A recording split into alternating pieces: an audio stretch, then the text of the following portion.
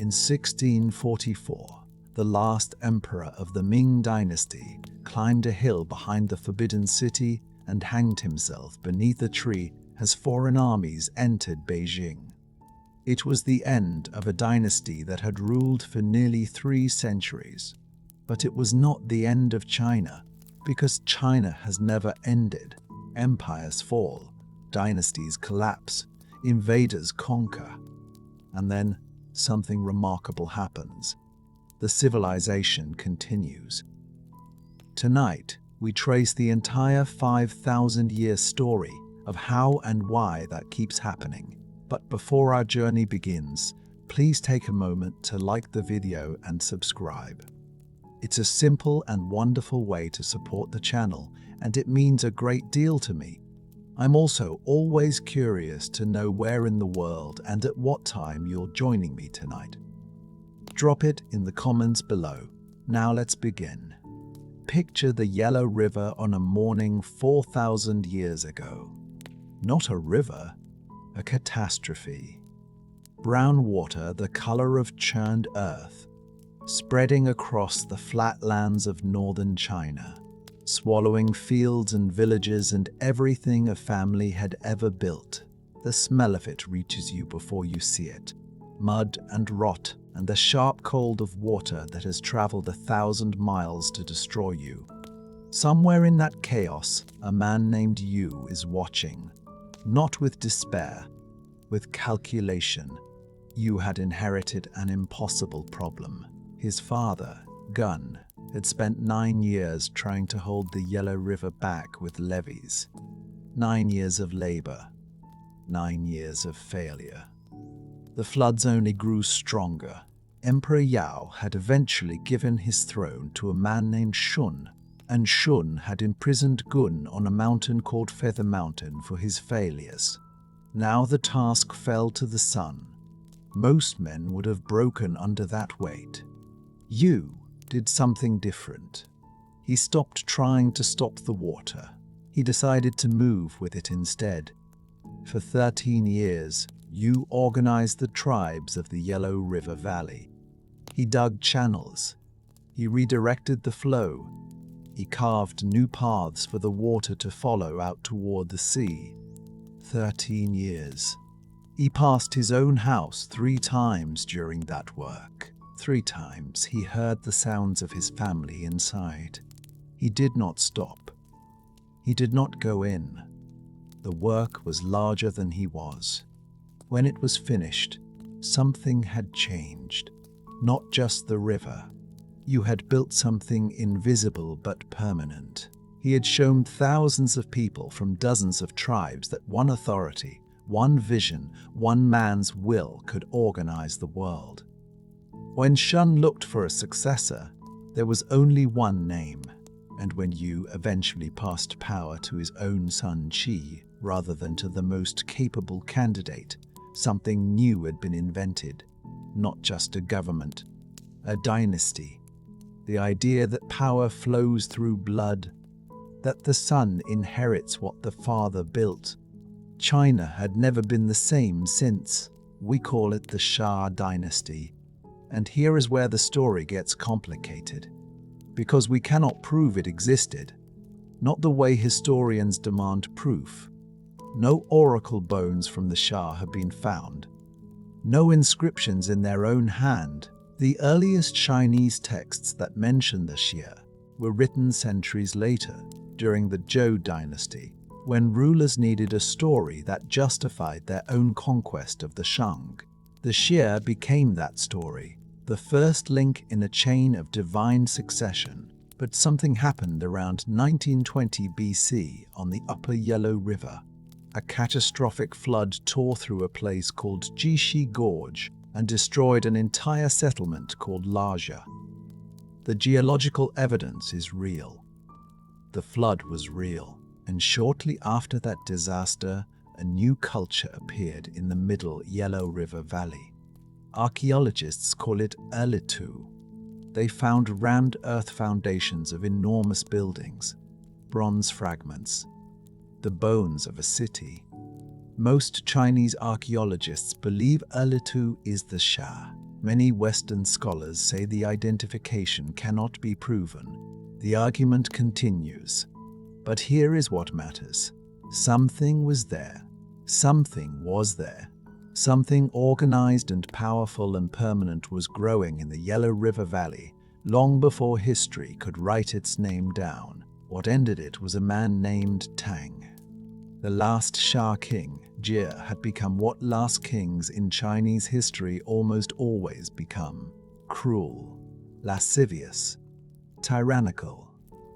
The stories say he burned and tortured for entertainment. Whether those stories are true or invented by his successors to justify what came next, the pattern they establish is one China will repeat for the next 4,000 years. The bad last king, the righteous conqueror, the new dynasty. Already in this very first transition, the template is set. Tang overthrew Jie and founded the Shang dynasty, and with the Shang, the mist begins to clear. Because the Shang left something behind that does not lie. They left their questions. Imagine holding a piece of turtle shell in your hands. It is flat and pale, roughly the size of your palm. Someone has taken a heated bronze rod and pressed it against the back of the shell until the heat cracked through. The crack is thin and precise, branching like lightning caught in bone, and carved into the surface around that crack in tiny, deliberate marks is a question. Will the harvest survive? Should the king go to war? Is the pain in the royal stomach caused by an angry ancestor? These are oracle bones. More than 20,000 were excavated from the site of Yingshu near modern Anyang in the 1920s and 30s. 4 times that number have been found since.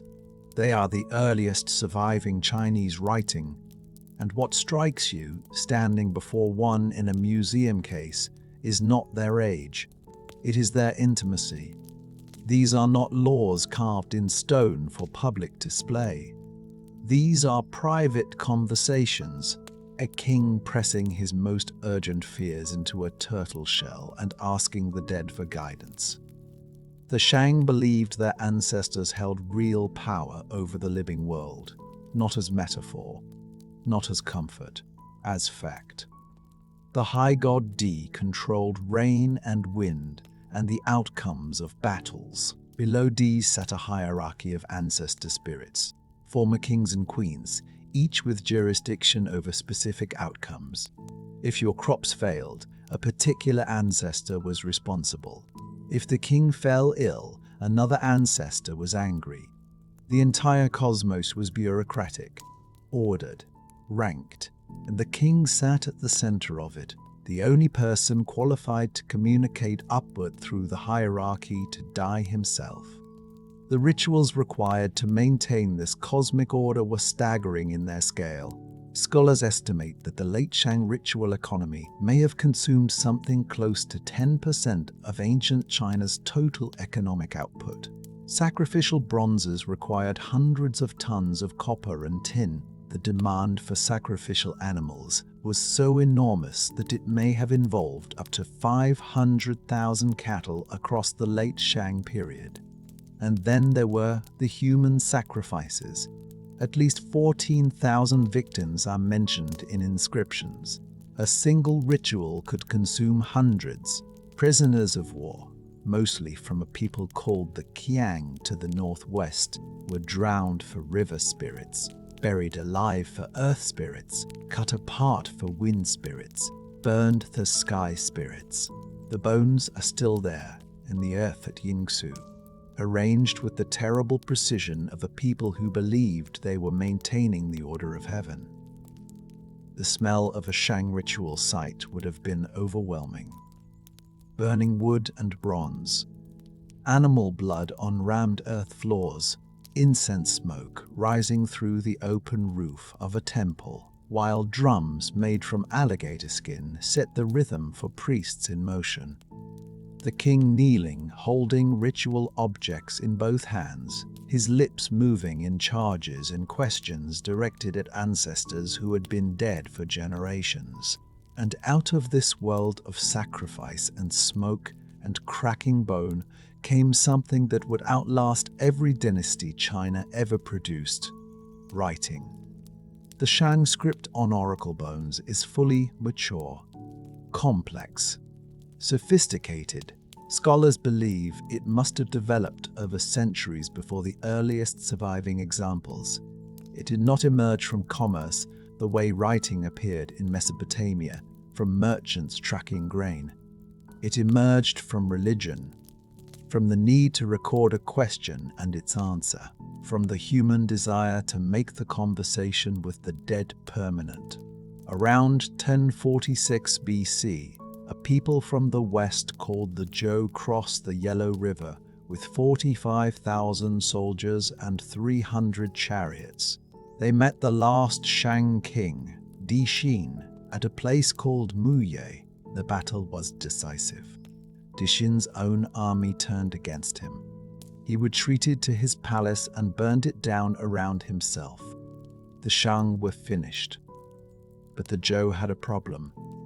They had just destroyed the most powerful and sacred dynasty in the world. The Shang kings had not been merely political rulers.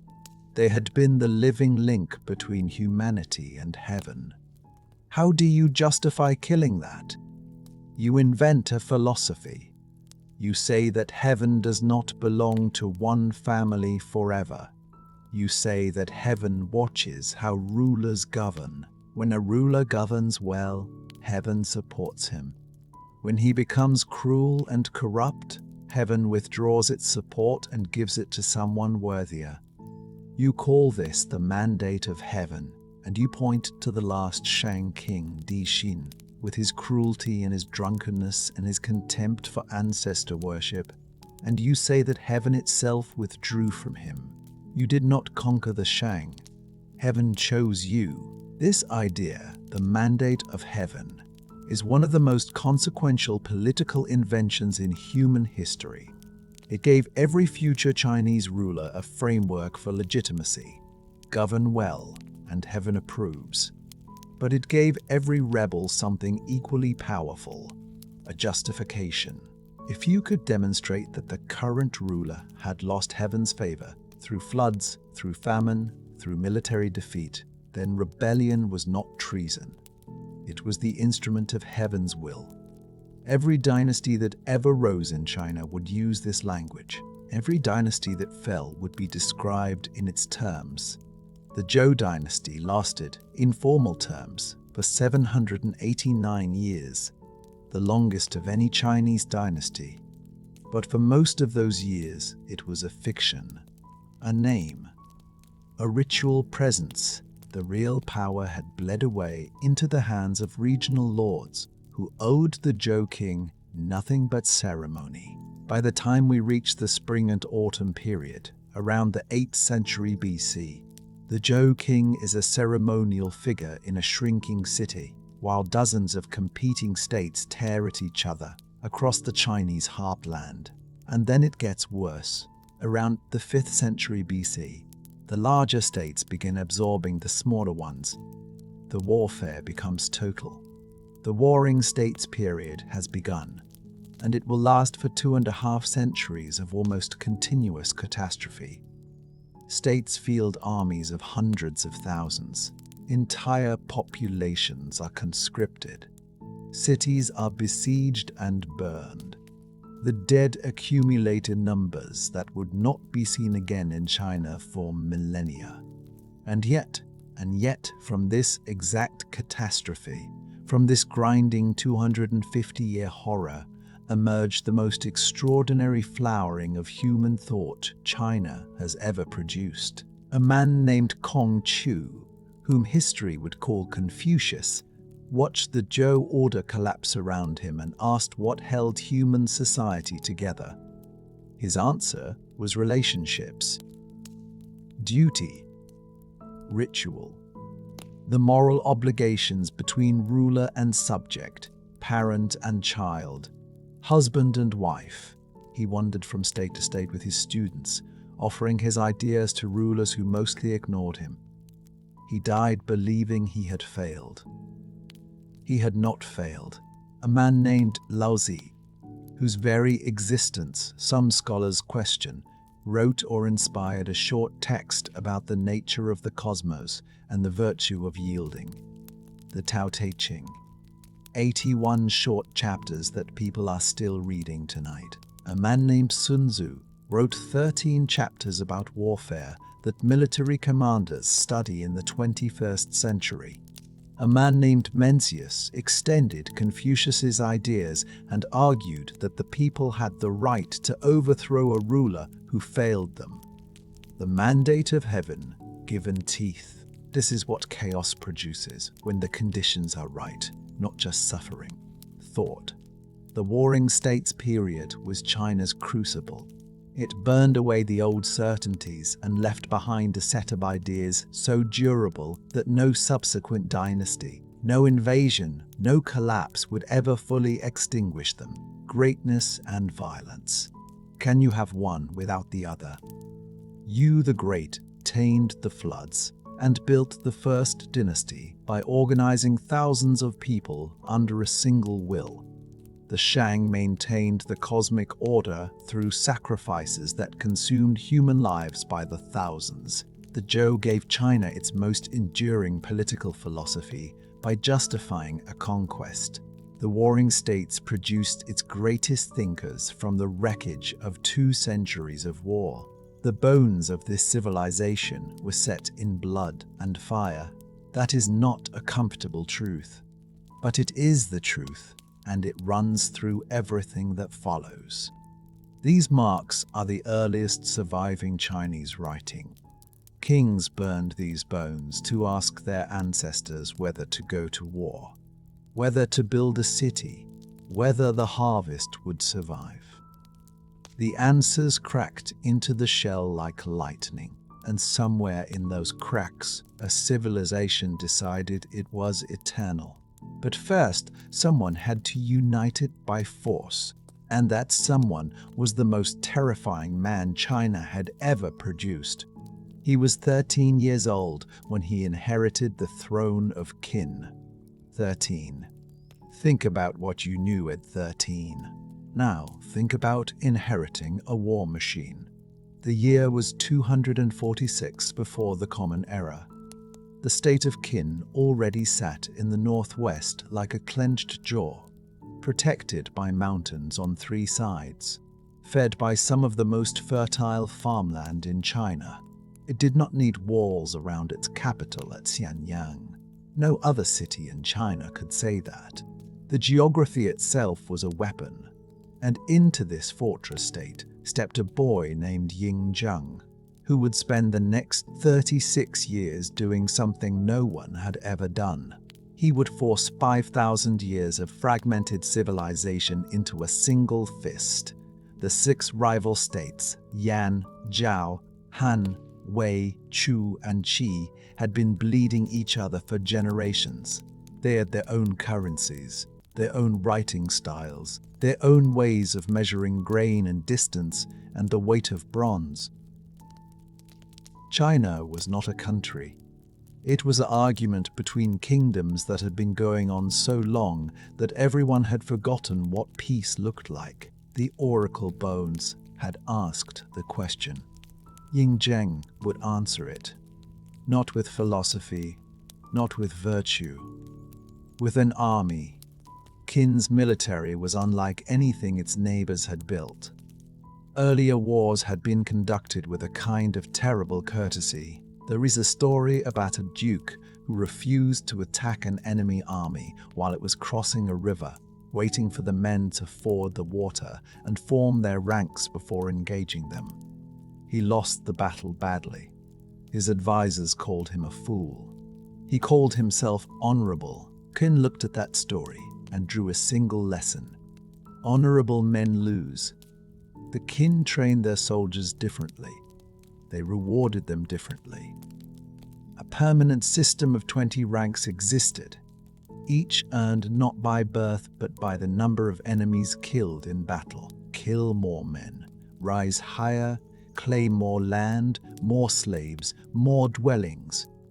War became a career with clear advancement. The result was an army that did not fight for abstract glory. It fought for concrete reward. That is a terrifying thing to face across a battlefield. Ying began the final campaign in 230 before the Common Era.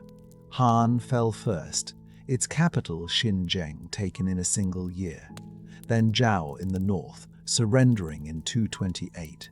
Then Yan in 200 and surrendering in 228. Then Yan in 206. Paul, Wei's capital of Daliang, fell in 225. Chu surrendered in 223. Finally, Qi, the last of the great rivals, its capital at Lindsey, taken in 221, 9 years. 6 kingdoms, gone. Yinzhang stood over the wreckage of the Warring States period and made a decision that changed the world. He would not be a king among kings. The title of king was not enough. He reached back into mythology and combined the titles of the 3 sovereigns and 5 emperors into something entirely new. He called himself Qin Shi Huang, the first emperor. The implication was clear. There would be more emperors after him, but there had never been one before. He confiscated every weapon not held by his own forces. The bronze was melted down. From the metal of conquered armies, he cast 12 enormous ornamental statues and placed them at his capital. Swords turned into decoration. Instruments of resistance transformed into symbols of submission. He divided the empire into 36 commanderies, then subdivided those into more than 1,000 districts. Every official was appointed by the central government. No more aristocrats holding hereditary power over their own territories. No more regional lords with private armies. One man, one system, one China. Then came the standardization. And this is where you begin to feel the full weight of what he built. Before Qin, a cartwheel in Yan might be a different width than a cartwheel in Chu. That sounds like a small thing, but it meant that roads carved by wheel ruts in one state were useless to vehicles from another. Qin fixed the axle lengths. Uniform roads, uniform carts, uniform movement of armies and goods across the entire empire. He standardized weights and measures so that a merchant in Guangzhou and a merchant near the capital were working with the same units. He standardized the currency, replacing the knife money and spade money of the old states with a single round bronze coin. And he standardized the writing. During the Warring States period, the same character could look completely different depending on which state wrote it. The Qin script had changed the least over the centuries. Qin Shi Huang took that script and imposed it everywhere. A small seal script that officials across the empire were required to use. You could not administer a territory if you could not read its documents. Now every document read the same way. The empire became legible to itself. A bureaucrat trained in Xianyang could govern a commandery 1,000 miles away because the paperwork looked the same. This was not just administrative convenience. It was the creation of a shared civilization. But he was not finished. The smell of burning paper is a particular kind of smell, sweet at first, then acrid, then just ash.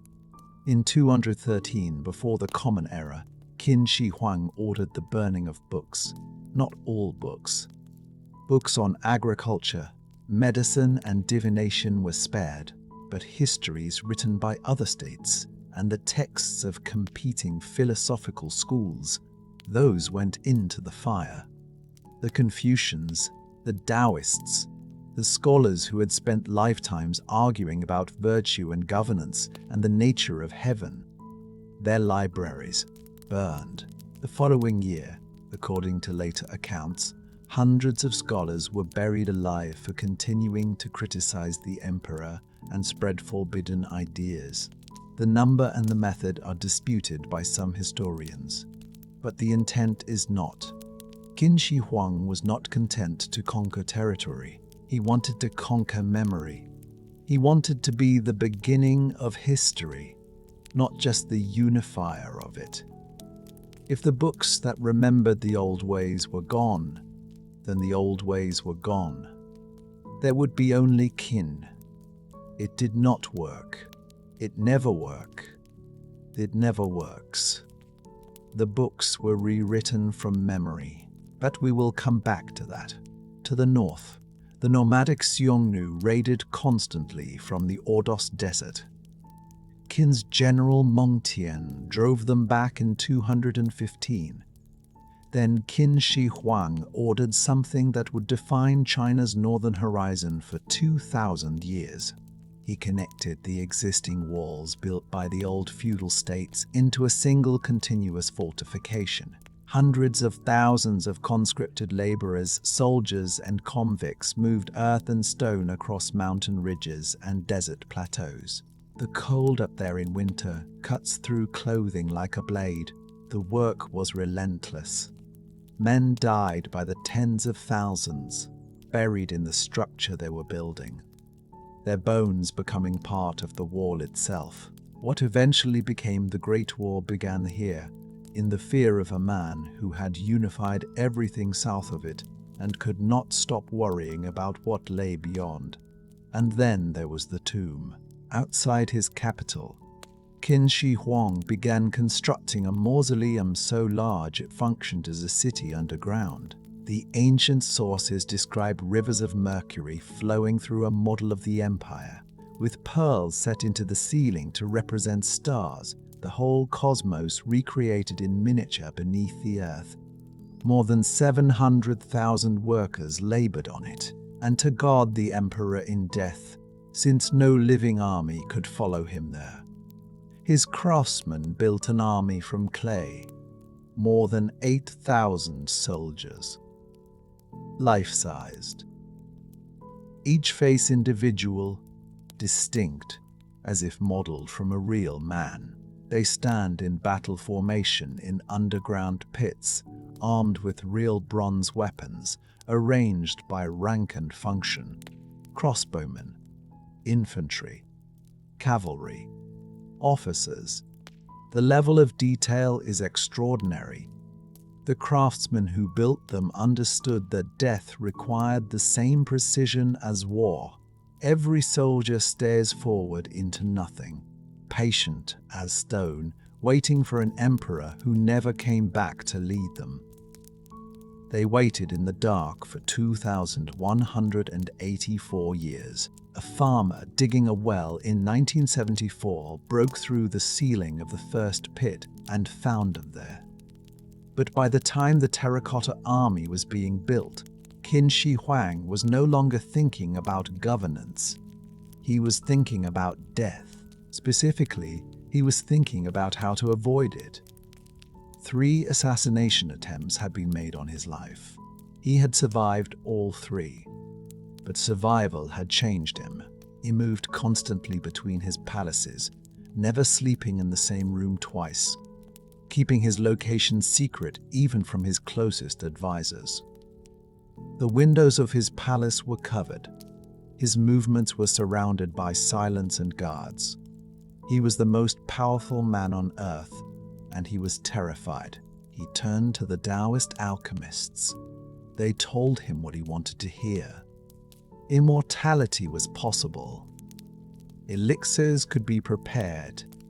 Islands existed somewhere in the Eastern Sea where immortals lived, and the secret of eternal life waited there. He sent fleets of ships to find those islands. They never returned, or returned empty-handed with elaborate excuses. He consumed mercury pills, prescribed by the very alchemists who were slowly poisoning him. Mercury, the shining liquid metal that the ancient world associated with transformation and the divine. He swallowed it in small doses, believing it would preserve him. His hands shook, his moods darkened, his decisions grew erratic. In 210 before the Common Era, Qin Shi Huang left Xianyang on an inspection tour of his eastern territories. He was 49 years old. He would never see his capital again. He died somewhere on the road. The exact location is uncertain. What is certain is what happened next. His chief eunuch Zhao Gao and his prime minister Li Shi looked at the body of the first emperor and made a calculation. His eldest son Fusu was the intended heir. Fusu was capable and popular. That was the problem. Capable and popular heirs tend to have their own ideas about how an empire should be run. So, they sealed the imperial carriage. They told no one. They drafted a forged edict ordering Fusu to commit suicide, which Fusu obediently did. They placed a younger, weaker son named Hu Hai on the throne instead, a man they believed they could control, and to disguise the smell of the emperor's body. As the caravan traveled back toward the capital, they loaded carts of salted fish alongside the imperial carriage. The first emperor, who had unified China and declared himself eternal, came home packed in fish. The empire he left behind lasted 4 more years. Hai, the second emperor, proved as inept as his handlers had hoped, and as catastrophic as they had not anticipated. He executed ministers. He arrested messengers who brought bad news. He continued the massive building projects, increasing taxes on a population already ground down by decades of forced labor. The conscript armies building the northern fortifications and the southern canals had stripped villages of their men. The peasants who remained behind were taxed beyond survival. The weight of one man's ambitions had been distributed across millions of backs. In 209 before the Common Era, revolt broke out. Not in one place. Everywhere, men from across the empire raised armies, declared themselves kings of seized territories, and marched toward Xianyang. Zhao Gao and Li Si turned on each other. Li Si was put on trial and executed. Zhao Gao, frightened by the worsening military situation, engineered a coup against the second emperor himself. Hu Hai was cornered in his quarters and forced to take his own life. A third emperor, Zi Ying, took the throne and immediately executed Zhao Gao. But it was too late for gestures. A rebel commander named Liu Bang reached the capital in 2-7.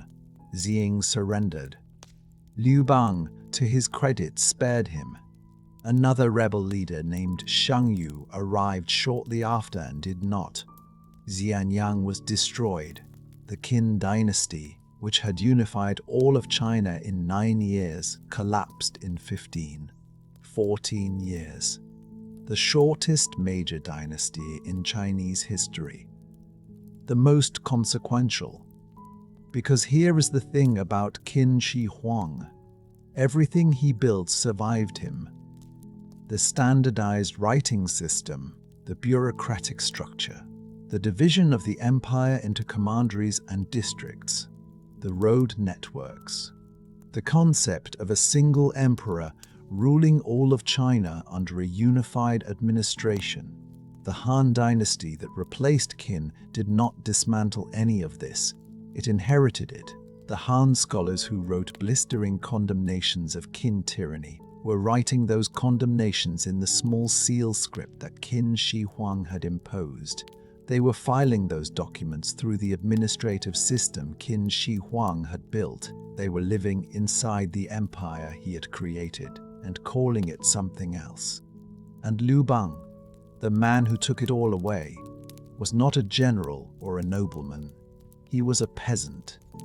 a local official of the lowest rank, a man who had grown up in the world that Qin Shi Huang's reforms had created, a world where birth mattered less than function, where a man of no family could rise if the chaos opened a door wide enough. The Qin created the conditions for their own destruction by building a state so centralized that when the center collapsed, there was nothing regional left to hold the pieces together. And then a man from the bottom of that state walked through the rubble and picked up the crown. Liu Bang would declare himself the first emperor of the Han Dynasty on the 28th of February, 202 before the Common Era. His dynasty would last 400 years. It would give the Chinese people a name for themselves that they still use today: Han people. The Han language, Han characters. The civilization that carries that name was built on the foundation that Qin Shi Huang poured in blood and terror and mercury and ash. Qin Shi Huang built an army to guard him in death because he could not stop death from coming. He built a wall to protect his empire, and the empire outlasted the wall. He burned the books, and the books were rewritten from memory. He died on a dusty road in the middle of nowhere, his body packed in fish to disguise the smell of rot until his officials could manage the succession. The first emperor got everything he wanted, and then a peasant took it all away. That peasant's dynasty would last 400 years and define what it meant to be Chinese. The man who replaced the first emperor's terror with something quieter was a peasant who had once carried luggage for a living. Liu Bang had no noble blood, no military training, no philosophical education. What he had was the ability to listen, and what he built by listening was the dynasty that gave the Chinese people their name. Even today, the majority of Chinese people call themselves the Han. They speak the Han language. They write Han characters. The civilization that carries that name began with a former luggage carrier sitting on a throne, trying to figure out how not to repeat the mistakes of the man he had just replaced. He started with the simplest possible question: what had gone wrong? The answer was everywhere. The Qin had crushed people into obedience. They had taxed until families broke. They had conscripted sons and never sent them home. So Liu Bang, now Emperor Gaozu, did the opposite. He reduced taxes. He released conscripts. He let people breathe. The smell of smoke that had hung over China for a generation began, slowly, to clear. Farmers went back to their fields along the Yellow River, working in the early morning light with the mist still on the water. The dynasty built on fear was replaced by one built on something the Qin had considered weakness: restraint. But Liu Bang was practical, not naive. He knew that restraint alone does not hold an empire together. You need a philosophy, a story people can tell about why things are the way they are. And the story he reached for was Confucianism. This was a choice that would echo for 2,000 years. Confucius had lived and died 6 centuries before the Han. He had taught that society works when everyone fulfills their proper role with virtue and sincerity, that the ruler rules well, the father fathers well, the son honors his father. That ritual and learning are the foundations of civilization. The Qin had rejected all of this. They had burned the books and trusted only law and force. The Han looked at the ruins that approach had created and made a different bet. Under Emperor Gaozu, Confucian scholars began to find their way back into government. Not all at once. The early Han still blended legalism and Taoist philosophy alongside Confucian ideas. But the direction was set. Slowly, The men who read books began to matter more than the men who only swung swords. Then came Emperor Wu. He ruled for 54 years, from 141 to 87 before the Common Era. 54 years. That is longer than most people lived, and he used every one of them in 136 before the Common Era. He abolished all academic positions not focused on the 5 classics of Confucianism. In 1024, he established the Imperial University. For the first time in Chinese history, scholars, not just soldiers, held real institutional power. A young man from a farming family could study the classics, pass an examination, and become a government official. The idea was radical. It was also permanent. China's examination-based civil service, rooted in that decision, lasted until 1905. Emperor Wu did not only build academies, he also built an empire. To the north, the Xiongnu nomads had been raiding Chinese territory for generations. The early Han had dealt with them through tribute and marriage alliances, sending silk and food and daughters north to keep the peace. Emperor Wu looked at this arrangement and felt something harden in him. He launched campaign after campaign into the steppe. In 119 before the Common Era, his generals Wei Qing and Huo Kubing drove the Xiongnu court north of the Gobi Desert. Han forces reached as far as Lake Baikal. The cold of that place, the vast emptiness of it, must have felt like the edge of the world to soldiers who had grown up beside the Yellow River. But the military campaigns were only half the story. The other half walked west on 2 feet. His name was Zheng Qun, a diplomat, an explorer. Emperor Wu sent him west in 139 before the Common Era on a mission to find allies against the Xiongnu. Zheng was captured almost immediately and held for 10 years. 10 years. He eventually escaped, continued his mission, and reached places no Chinese official had ever seen. He encountered the kingdom of Fergana, famous for its horses.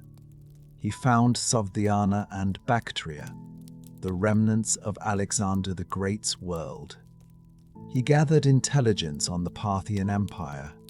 He heard rumors of a great civilization even further west, one the Chinese would later call Dukin, Rome. Zheng Qian came back changed. His boots were worn through.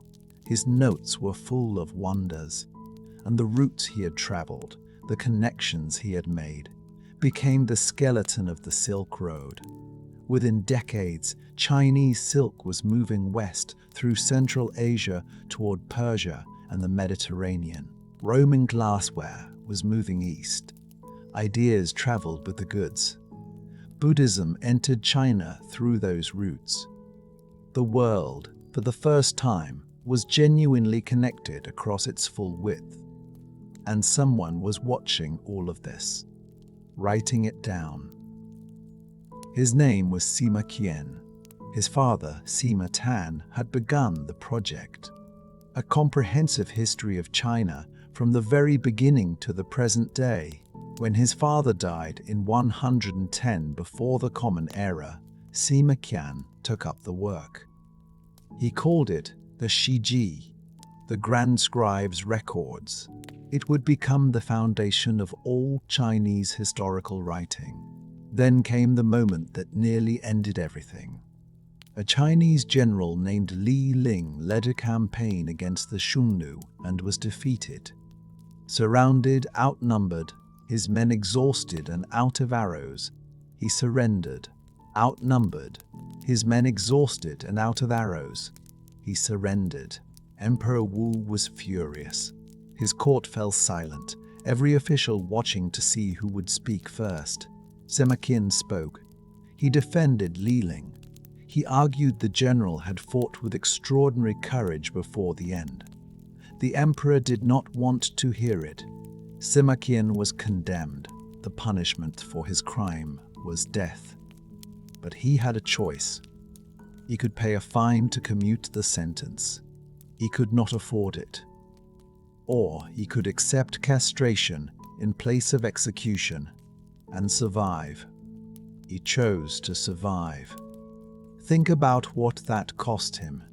In Han society, the body was considered sacred. Mutilation was a profound shame. His colleagues would have averted their eyes. His name would have carried a different weight in every room he entered. He writes about it himself in a letter that survives. The humiliation was physical, daily, constant. But the book was not finished. He went back to his desk. He kept writing. The Shiji was completed. It covered over 2,000 years of Chinese history.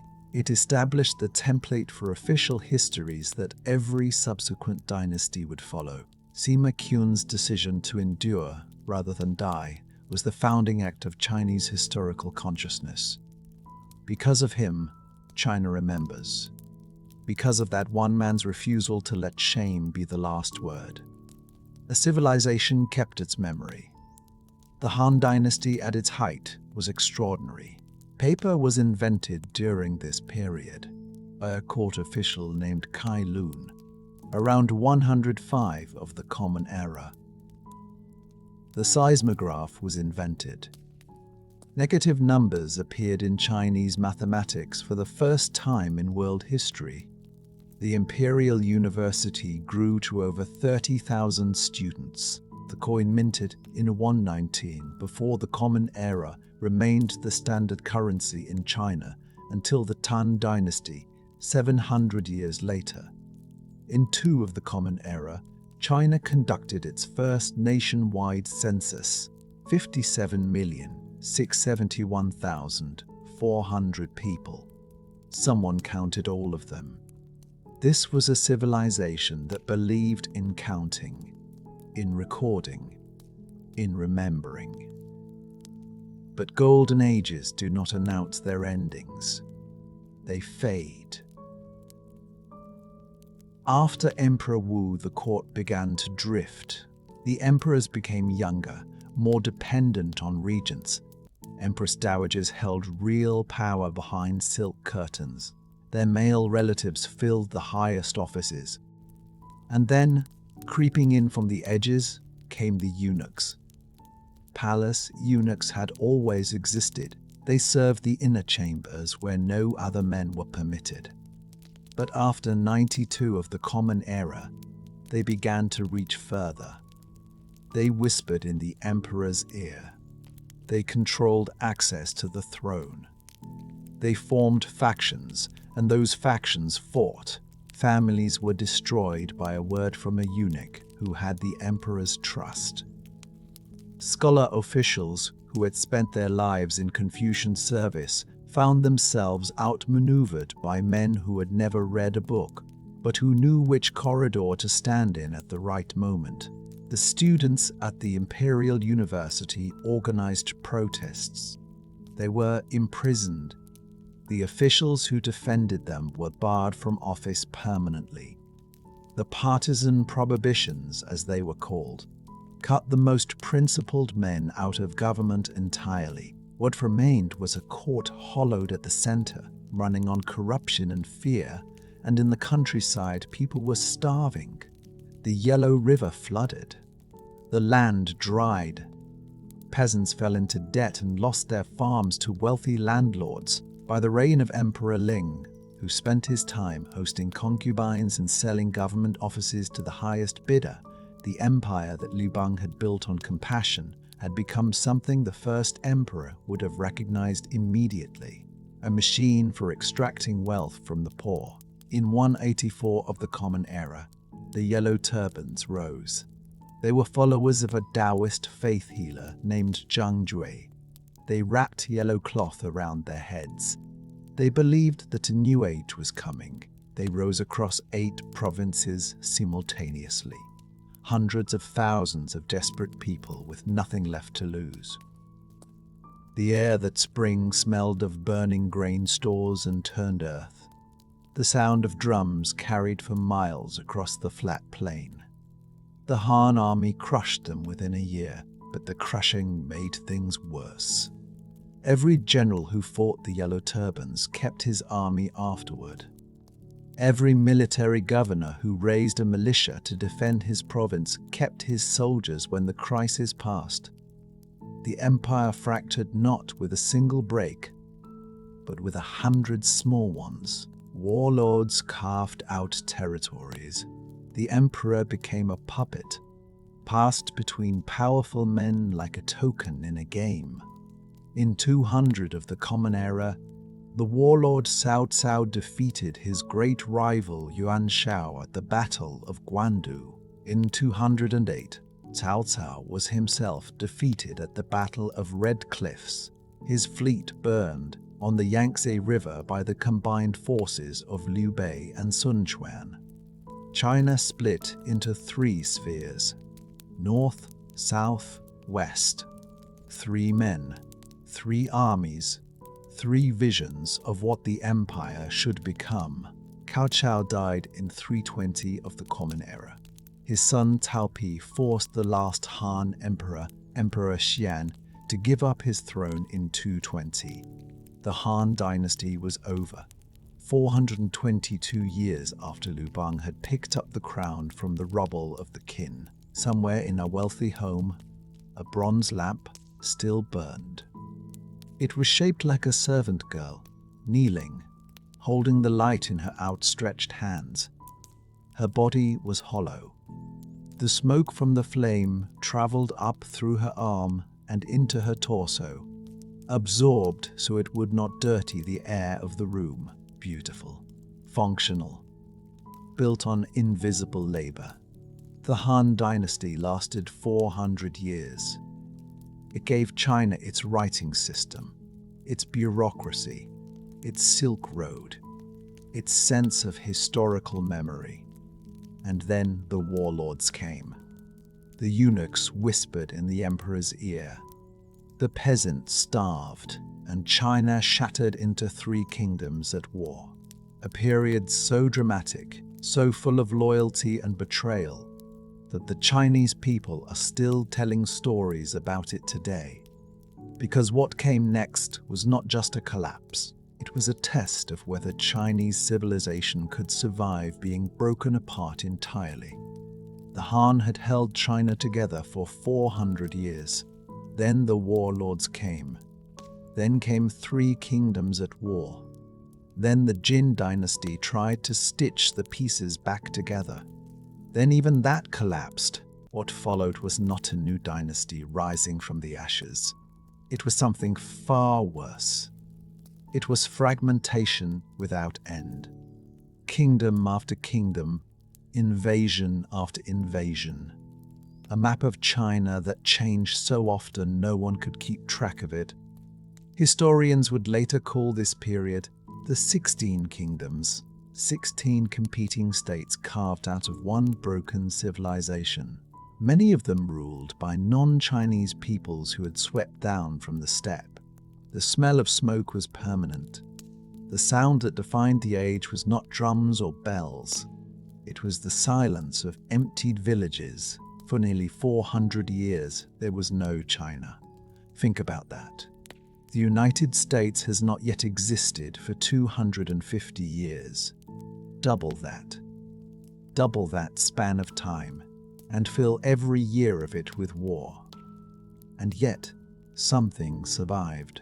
The Confucian scholars kept teaching in whatever city still stood. The Buddhist monks kept copying texts by lamplight in whatever monastery had not yet burned.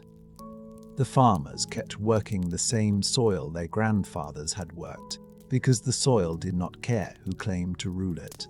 A civilization in pieces, waiting for someone strong enough and ruthless enough to pick them up. Buddhism had arrived in China during the Han years, carried along the Silk Road from India through Central Asia, but it was during these centuries of fragmentation that it took root so deeply it would never be removed. When the state fails, people turn to something larger than the state. They turned to the Dharma. Monasteries became schools, hospitals, waypoints for travelers, and sanctuaries for the frightened. Monks crossed thousands of miles to bring Sanskrit texts back to China. Sculptors carved enormous Buddhas into cliff faces across the countryside, figures so massive they could be seen from a day's walk away. The faith did not just comfort people. It gave them a shared language when every political language had collapsed. By the late 500s of the Common Era, a general named Yang Jian had climbed high enough inside the crumbling northern Zhou court to make his move. His daughter was already empress. The emperor was a child. Yang Jian crushed his rivals, executed 59 princes of the Zhou royal family to eliminate any future challengers, and declared himself Emperor Wen of a new dynasty.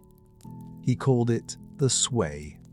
He then did what no one had managed in nearly 4 centuries. He crossed the Yangtze with over 500,000 troops and shattered the last southern dynasty, the Chen. By 589 of the Common Era, China was one country again. The air that day must have tasted different, like something long held finally released. Emperor Wen was a complicated man, ruthless in his rise, surprisingly disciplined in his rule. He reformed the bureaucracy, standardized the coinage, established granaries to buffer against famine, and rebuilt institutions that had rotted through decades of neglect. He also promoted Buddhism with genuine conviction, distributing relics of the Buddha to temples across the empire, presenting himself as a sacred king who would protect the faith. China's population grew rapidly under his reign. The agricultural surplus was real. The stability, for the first time in generations, was real. His son destroyed it all. Emperor Yang inherited the throne in 604 of the Common Era, possibly after murdering his own father. He was not a fool. He was something more dangerous than a fool. He was a man of genuine vision and catastrophic judgment. He moved the capital to Luoyang. He launched massive military campaigns against Goguryeo in Korea, sending armies so enormous that historical records say it took 30 days for all the soldiers just to march out of their final staging point. All 4 campaigns failed. He conscripted millions of laborers for construction projects so vast they strained the empire to breaking. The greatest of those projects was the Grand Canal. Imagine being ordered to dig, not for a day, not for a season, for years, through flat plains and river valleys, across 1,100 miles of territory connecting the north of China to the fertile south. Millions of people conscripted by force. Hundreds of thousands died in the labor. Men deliberately broke their own limbs to avoid the conscription orders. They called the practice propitious pause and fortunate feat. That is what desperation looks like. That is what it feels like when a government stops being a protector and becomes a weight pressing you into the ground. But the canal got built, and what Emperor Yang created in his cruelty was something that would sustain Chinese civilization for 1,000 years. Grain from the south could now feed the armies and cities of the north. Trade moved along it constantly. The empire's spine had been rebuilt, even if the man who built it bled his people dry in the process. Emperor Yang was assassinated by his own ministers in 610-18 of the Common Era. The Sui dynasty lasted 37 years, shorter than a single human life, long enough to change the world. Into that vacuum stepped a man named Li Yuan, a nobleman from the northwest military aristocracy who had been watching the sway collapse with the patience of someone who had been waiting for exactly this moment.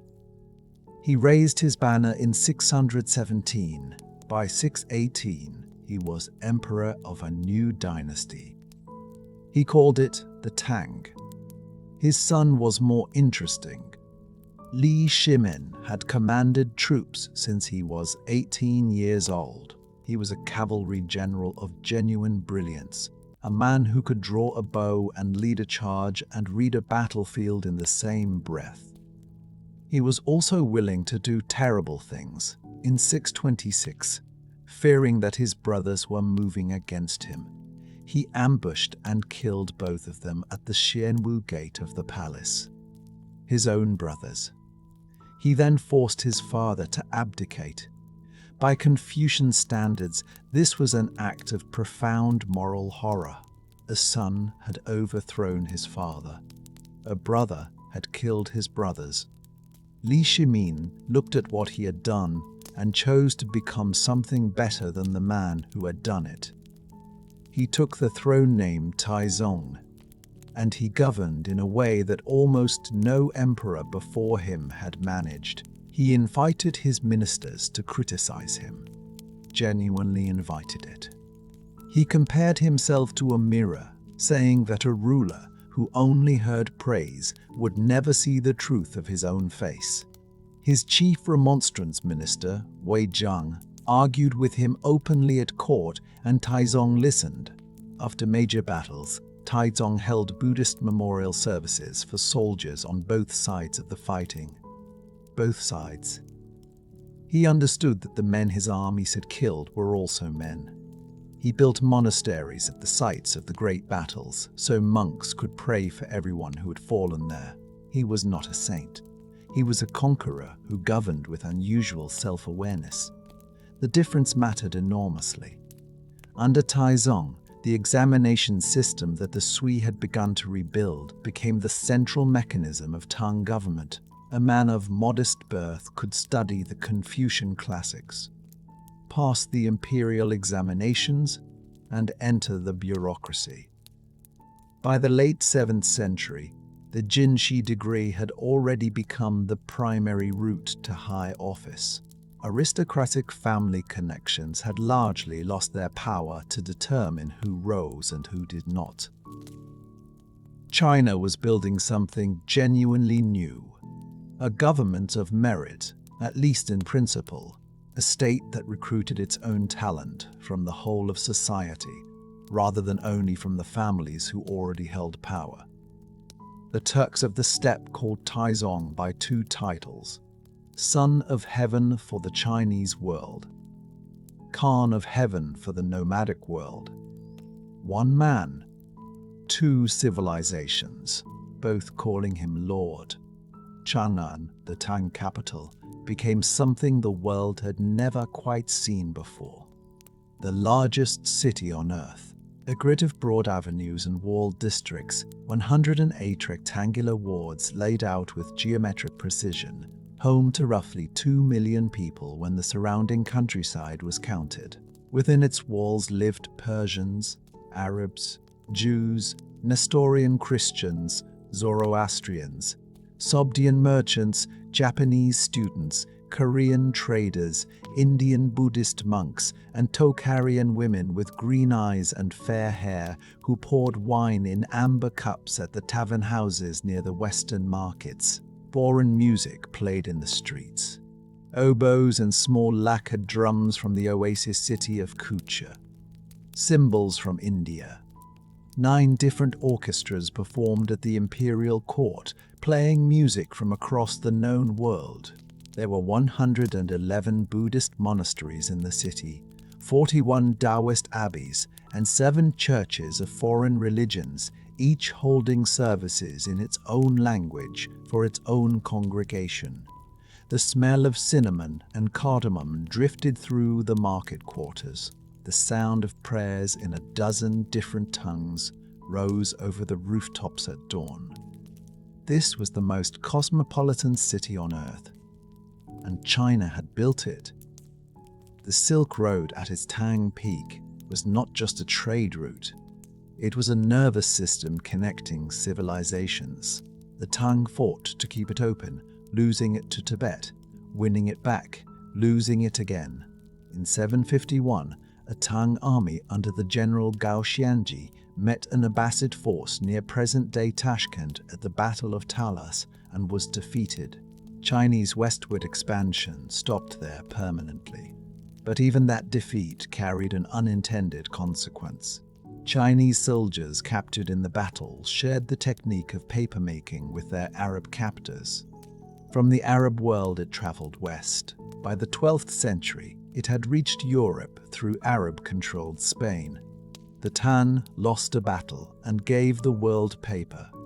Then came Wu Zetian.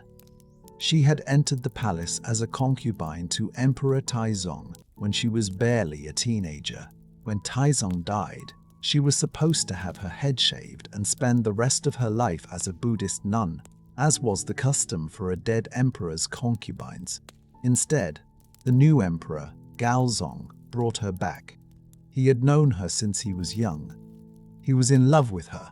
She returned to court, not as a nun, but as a consort, and then as empress, and then, as Gaozong's health declined after he suffered a stroke, as the actual ruler of China, conducting affairs of state while sitting behind a screen as ministers took her orders. Her sons tried to limit her power. One died suddenly in 675. Many believed she had him poisoned. Another was accused of plotting rebellion and forced into suicide. When Gaozong died in 683, she placed one son on the throne, deposed him after 6 weeks, placed another son on the throne, suppressed a rebellion of Tang princes within 2 months, and then, in 690 of the Common Era, declared herself emperor, not empress consort. Emperor in her own name, ruling her own dynasty, which she called the Zhou. She was the only woman in Chinese history to ever hold that title. To legitimize her rule, she circulated a document called the Great Cloud Sutra, which predicted that a reincarnation of the Maitreya Buddha would be a female monarch who would bring peace and healing to the world. She introduced new written characters into the Chinese language. She diminished the stranglehold of the old northwestern aristocracy on government appointments, opening political office to men from regions and clans that had previously been shut out entirely. She was ruthless. She was also effective. China did not collapse under her rule. It functioned, it expanded. The examination system continued producing capable officials. The borders held. In 705, a palace coup forced her from power. She was old and ill. She died the same year. Her son Zhongzong was restored to the Tang throne. The dynasty resumed as if she had been a parenthesis. But she had not been a parenthesis. She had been a ruler. The question her reign left behind was permanent and uncomfortable. If a woman could hold the empire together for 15 years, what exactly was the argument against it? The men who came after her never answered that question. They simply refused to ask it again. The Tang reached its absolute height under Emperor Xuanzong, whose 44-year reign was the Golden Age within the Golden Age. He abolished the death penalty in 747. In 730, the entire empire recorded only 24 executions. Poets filled the court. Li Bai drank wine and wrote about the moon and the mountains with a freedom that felt like flying. Du Fu watched the world with such precise and aching attention that his contemporaries thought him crude. Every Chinese schoolchild still memorizes both of them today.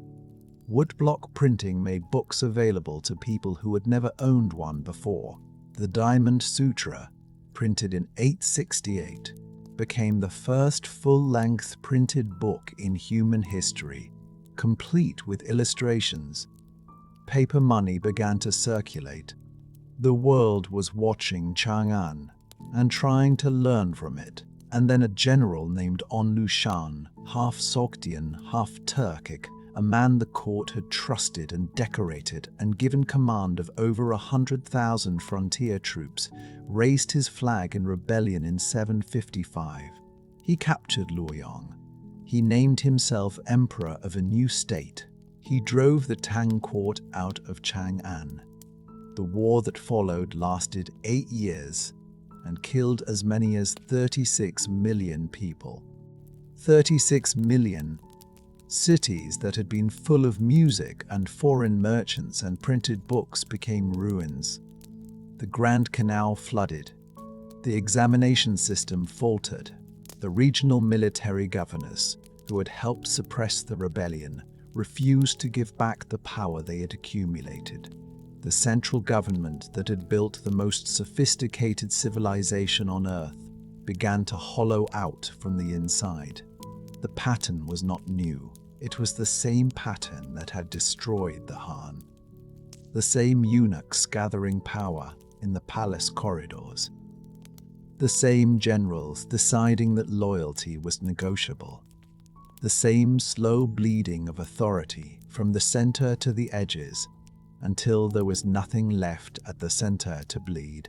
The Tang Dynasty produced Li Bai and Du Fu, two poets whose words are still memorized by every Chinese schoolchild. It produced the world's first printed book, the first paper money, and a capital city that the entire world looked to as the center of civilization. And then the generals turned on the throne, and Lushan, a favorite of the emperor, a man the court had trusted and decorated, raised his flag in rebellion. The war that followed killed as many as 36 million people, and the Tang never fully recovered. China was about to enter its most intellectually brilliant and its most existentially threatened age. While Europe was still writing on sheepskin by candlelight, China was printing books by the millions, while European cities had populations in the tens of thousands. The Song capital of Hangzhou had 1 million people. The Song dynasty did not just advance Chinese civilization. By any objective measure, it was the most advanced civilization on Earth. And then, from the north, came the sound of hooves. But first, understand what was at stake. The Tan had bled out slowly, the way the previous chapter showed you. The An Lushan rebellion had taught a lesson written in 36 million deaths. Give a general enough soldiers and enough distance from the throne, and loyalty becomes negotiable. The dynasties that followed the Tang spent decades trying to solve that problem. The Song dynasty, founded in 960 by Emperor Taizu, thought it had found the answer. Strip the generals of political power. Elevate the scholars. Run the empire through men who passed examinations, not men who commanded armies. It was a brilliant solution. It was also, in the end, a fatal one. But before the fatal part, there was the brilliant part. Pick up a Song-era printed book. Feel the weight of it, the characters pressed clean and sharp into the page, row after row, thousands of words on a single sheet of paper that cost almost nothing to produce. The artisan Baisheng had invented movable type printing by 1051. Not Gutenberg, not Europe, a craftsman in Song China, 4 centuries before Gutenberg was born, had figured out how to press individual characters into clay, fire them hard, and arrange them into pages. The statesman Shen Kuo recorded the invention in his Dream Pool essays. He wrote it down the way you write down something remarkable that you want people to remember. He was right too. Shen Kuo deserves a moment. He was a polymath in the truest sense of the word. A man who could not look at the world without asking how it worked. He described magnetic declination, the difference between magnetic north and true north, something European navigators would not grasp for centuries. He wrote about geological change, about fossils embedded in cliff faces far from any sea, and concluded that the land itself must shift over enormous spans of time. He improved astronomical instruments. He designed a new water clock. He described the magnetic compass needle in writing, and sailors were already using it at sea by the time Juyu recorded the practice in 1119. The compass. Printed books. Gunpowder weapons. Paper money. A standing navy. A mechanical clock tower, 12 meters tall, built in Kaifeng by the engineer Su Song, its gears and escapement mechanisms ticking away 2 centuries before European clocks used the same principles. The Song economy was 3 times larger than all of Europe's combined in the 12th century. 3 times. The Northern Song census recorded 20 million households, double the figures of the Han and Tang dynasties. Hangzhou smelled of river water and roasting pork in ink from 1,000 printing shops. The streets were loud with acrobats and storytellers and the clatter of merchant stalls. Citizens formed clubs, tea clubs, poetry clubs, horse-loving clubs, art-collecting clubs. The 4 largest theaters in Kaifeng each held audiences of several thousand. This was not a civilization scraping by. This was a civilization running at full speed, inventing the future. And yet, the Song court had made its choice. Scholars over soldiers, civil examinations over military command. The imperial army was deliberately divided among 3 separate marshals, none of whom reported to each other, all of whom reported directly to the emperor. Unity of command was seen as dangerous. Successful generals were seen as threats. The court had watched what An Lushan did with a unified command and a loyal army, and it had decided it would never allow that again. The cost of that decision was a military that could not fight the way it needed to fight. When the Jurchen Jin dynasty swept down from the north in 1125, the Song army's weakness was on full display. The Jin had been allies. They had fought alongside Song forces to destroy the Liao dynasty, the northern neighbor that had kept the Song paying tribute for decades. The Song official Tong Guan had recommended the alliance. It had seemed sensible. It was a catastrophe. The Jin watched Song forces in the field and saw exactly what they were. Brave men, sometimes. Well-equipped men, often. But men without unified command. Men whose generals waited for instructions from a court hundreds of miles away before committing to battle. The Jin broke the alliance immediately. Their armies moved fast across the North China Plain, through the gap left by the defensive forest that Song forces had foolishly cleared during the joint campaign. They reached Kaifeng. They captured it, and then they did something that sent a shockwave through every corner of the Chinese world. They took the emperor. Not just one emperor, 2. Emperor Qinzhong, who sat on the throne, and his retired father, Emperor Huizong, the painter emperor, the man who had spent his reign commissioning art and neglecting governance, whose personal collection listed over 6,000 known paintings. Both of them marched north in captivity. The Jinkang incident of 1127. The humiliation of it was total. The Son of Heaven, the living symbol of the mandate of heaven, the man around whom the entire cosmological order of Chinese civilization was organized, put in chains by a northern tribe that had been, until recently, a subject people of another northern tribe. The smell of burning buildings hung over Kaifeng for weeks. The sound of the city, which had been the sound of 1 million people living their lives, went quiet. A prince escaped. He declared himself Emperor Gaosong and fled south across the Yangtze. He established a new capital at Linan, the city we now call Hangzhou. The Southern Song dynasty had begun. What happened next surprised everyone, possibly including the Song themselves. The Southern Song did not collapse. It did not slowly bleed out the way the Tang had. It adapted. The loss of the Yellow River heartland, the traditional core of Chinese civilization, forced a rethinking of everything. The government poured resources into shipbuilding. It established China's first permanent standing navy in 1132, with headquarters at Dinghai. When the Jin sent 70,000 men on 600 warships down the Yangtze in 1161, the Song met them with 3,000 men on 120 ships armed with gunpowder bombs and paddle-wheel vessels that moved faster than anything the Jin had on the water.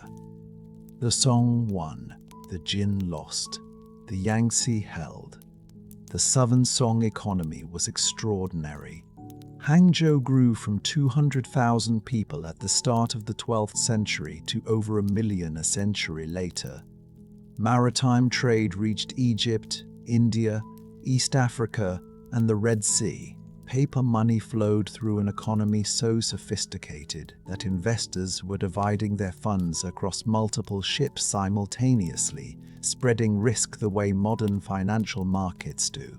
The factory at Hangzhou that printed paper money employed more than 1,000 workers a day in 1175.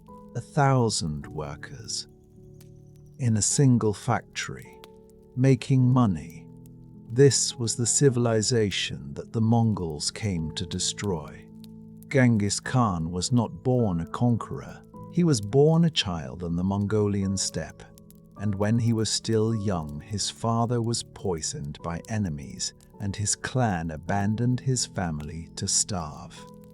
He survived. He was kidnapped. He escaped. He built alliances, broke them, rebuilt them. He unified the fractured tribes of the steppe through a combination of military genius and absolute ruthlessness, and in 1206 he was proclaimed ruler of all the Mongols. He was, by any measure, the most effective military commander who had ever lived. His armies did not simply win battles. They erased civilizations. The Jin dynasty, which had humiliated the Song, fell to the Mongols in 1234. The Western Xia was annihilated. Zhongdu, the Jin capital at what is now Beijing, was sacked. The smoke from burning Zhongdu was visible for 30 days. The Mongols used captured Chinese engineers to operate siege weapons against Chinese walls. Read that sentence again. The people who had invented gunpowder, who had developed explosive bombs and fire lances and cannon, now watched their own technology turned against their own fortifications, operated by their own countrymen who had been absorbed into the Mongol war machine. When the Mongols needed better trebuchets to break Song defenses, they brought engineers from Mosul in Iraq to build counterweight siege engines, weapons with twice the range of anything the Song had faced before. The world's most advanced civilization was being dismantled piece by piece by a force that had no cities, no written language before Genghis Khan ordered one created, no tradition of scholarship or philosophy or art. What the Mongols had was organization, mobility, psychological terror as a deliberate military strategy, and an absolute willingness to kill everyone in a city that refused to surrender. Fancheng, 1173. The Mongols put the entire population to the sword after the city fell, as a message to Xiangyang across the river. The message was simple and it worked. Resistance costs everything. Surrender costs less. The siege of Xiangyang lasted 5 years. 5 years of blockade, of the Song Navy trying and failing to break through Mongol lines on the Han River, of the city slowly running out of options. The walls were 6 to 7 meters thick.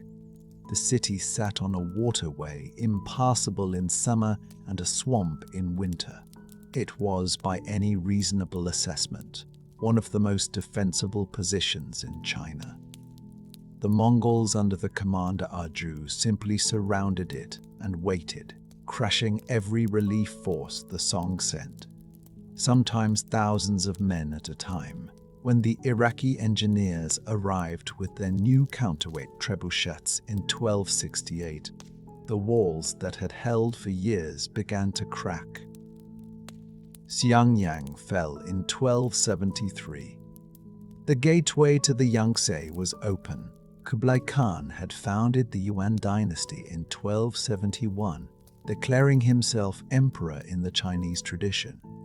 He was Mongol. His court was Mongol. But he had grown up watching Chinese civilization from close range, and he had drawn a conclusion that none of his predecessors had fully grasped. You cannot rule China by destroying it. You have to become it. He employed Confucian scholars. He adopted Chinese administrative systems. He used the examination framework, modified but recognizable. The conqueror was beginning, slowly, to be absorbed by the conquered, but that process would take a generation. First, the conquest had to be completed. Kublai's general Bayan moved down the Yangtze in 1275 with a Song army of 130,000 under the incompetent Chancellor Jia Sidao blocking his path. Bayan destroyed it. The Song court surrendered the capital Linan in 1276. The Grand Empress Dowager handed over the imperial seal and the child Emperor Gong, 7 years old, to the Yuan forces. Bayan, on Kublai's orders, did not sack Hangzhou. He did not massacre its people. He let the city live. Kublai even gave the deposed boy emperor a title and, eventually, a Mongol princess as a wife. The southern Song royalty was treated, by the standards of Mongol conquest, with extraordinary gentleness. But not all of them surrendered. Loyalists carried 2 of Emperor Gong's younger brothers south. One died fleeing. The other, a child named Zhao Bing, was enthroned as emperor on Lantau Island, near what is now Hong Kong. Around him gathered the last of the Song faithful. The official Lu Shufu. The general Zhang Shijie. A fleet of over 1,000 ships carrying the remnants of a dynasty and the people who refused to let it end. They held out for 3 years, moving along the southern coast, fighting where they could, retreating where they had to. On the 19th of March, 1279, the Yuan fleet, under the northern Chinese general Zhang Hongfan, found them at Yamen in the Pearl River Delta. The Song fleet had chained its ships together into a single defensive mass, which meant it could not maneuver and could not escape. The fog came in at dawn. Li Han's ships attacked from the north. Zhang Hongfan came from the southwest. By afternoon, the battle was over. Tens of thousands of Song officials and soldiers threw themselves into the sea rather than be taken. The water was cold. The sound of the battle faded. Then there was only the wind and the waves and the distant creak of ships. Lu Shufu stood on the deck of his vessel and looked at the Yuan fleet closing in. He held the emperor, 8 years old, in his arms. The child had been born into a dynasty already dying. He had never known a China that was not at war. He had been enthroned on an island and carried from port to port by men who were running out of everything except loyalty. Lu Shufu held him and looked at the gaps in the horizon where the escape route had been, and said nothing for a long moment. Then he jumped, both of them, into the sea.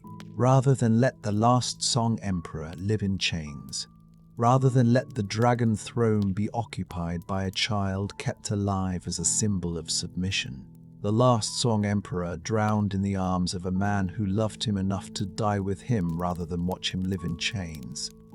The Mongols had won. China had fallen. A foreign people now sat on the dragon throne, and yet within a generation, something that had happened 100 times before began to happen again. The Yuan dynasty, for all its military genius, began to hollow out. The scholar bureaucrats who had run China for 3 centuries were sidelined. The economy that had been 3 times the size of Europe's began to strain under mismanagement. Floods came, famines followed, and in the countryside, among the people who had no power and no voice and nothing left to lose, something was sharpening. A peasant from the lowest rung of Chinese society was sharpening a knife in a monastery. His name was Zhu Yuanzhang, and he was about to do something that, by any logic, should have been impossible. He had nothing, no land, no family, no future. His name was Zhu Yuanzhang, and the night he decided to change the world, he was sitting in a monastery with a shaved head and empty hands, listening to wind move through the trees outside. He had watched his mother, his father, his brothers die of plague and famine in a single week.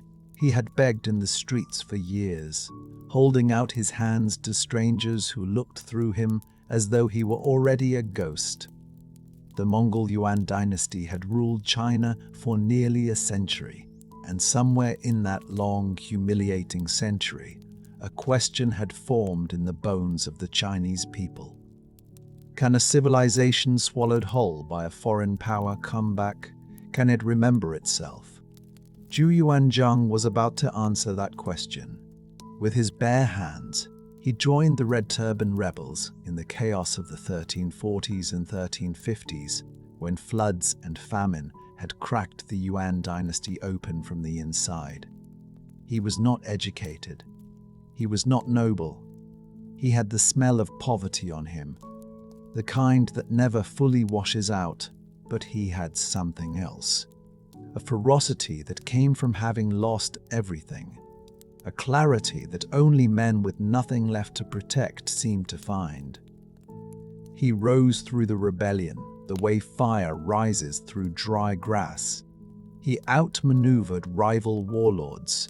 He crushed Chen Yuliang at the Battle of Lake Poyang in 1363, one of the largest naval battles in Chinese history. And on Chinese New Year in 1368, he stood before heaven and earth and declared a new dynasty. Great Ming, brilliant, radiant. His.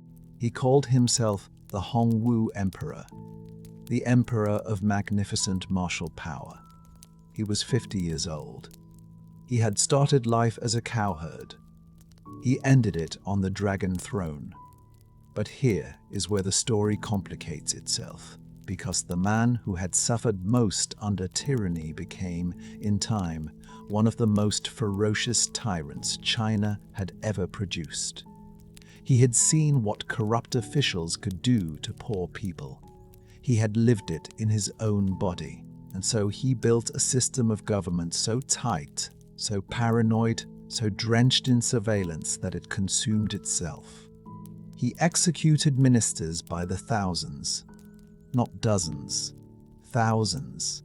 Men who had helped him build the dynasty were dragged out and killed on suspicion of disloyalty. He abolished the position of prime minister entirely, concentrating all power in his own hands. He ruled for 30 years with a grip so tight that the bones of the state cracked under the pressure. He died in 1398, and the dynasty he left behind was already developing the fault lines that would, 2 centuries later, swallow it whole. But before the fall, there was the glory. There was always the glory first. His son Judi was not supposed to be emperor.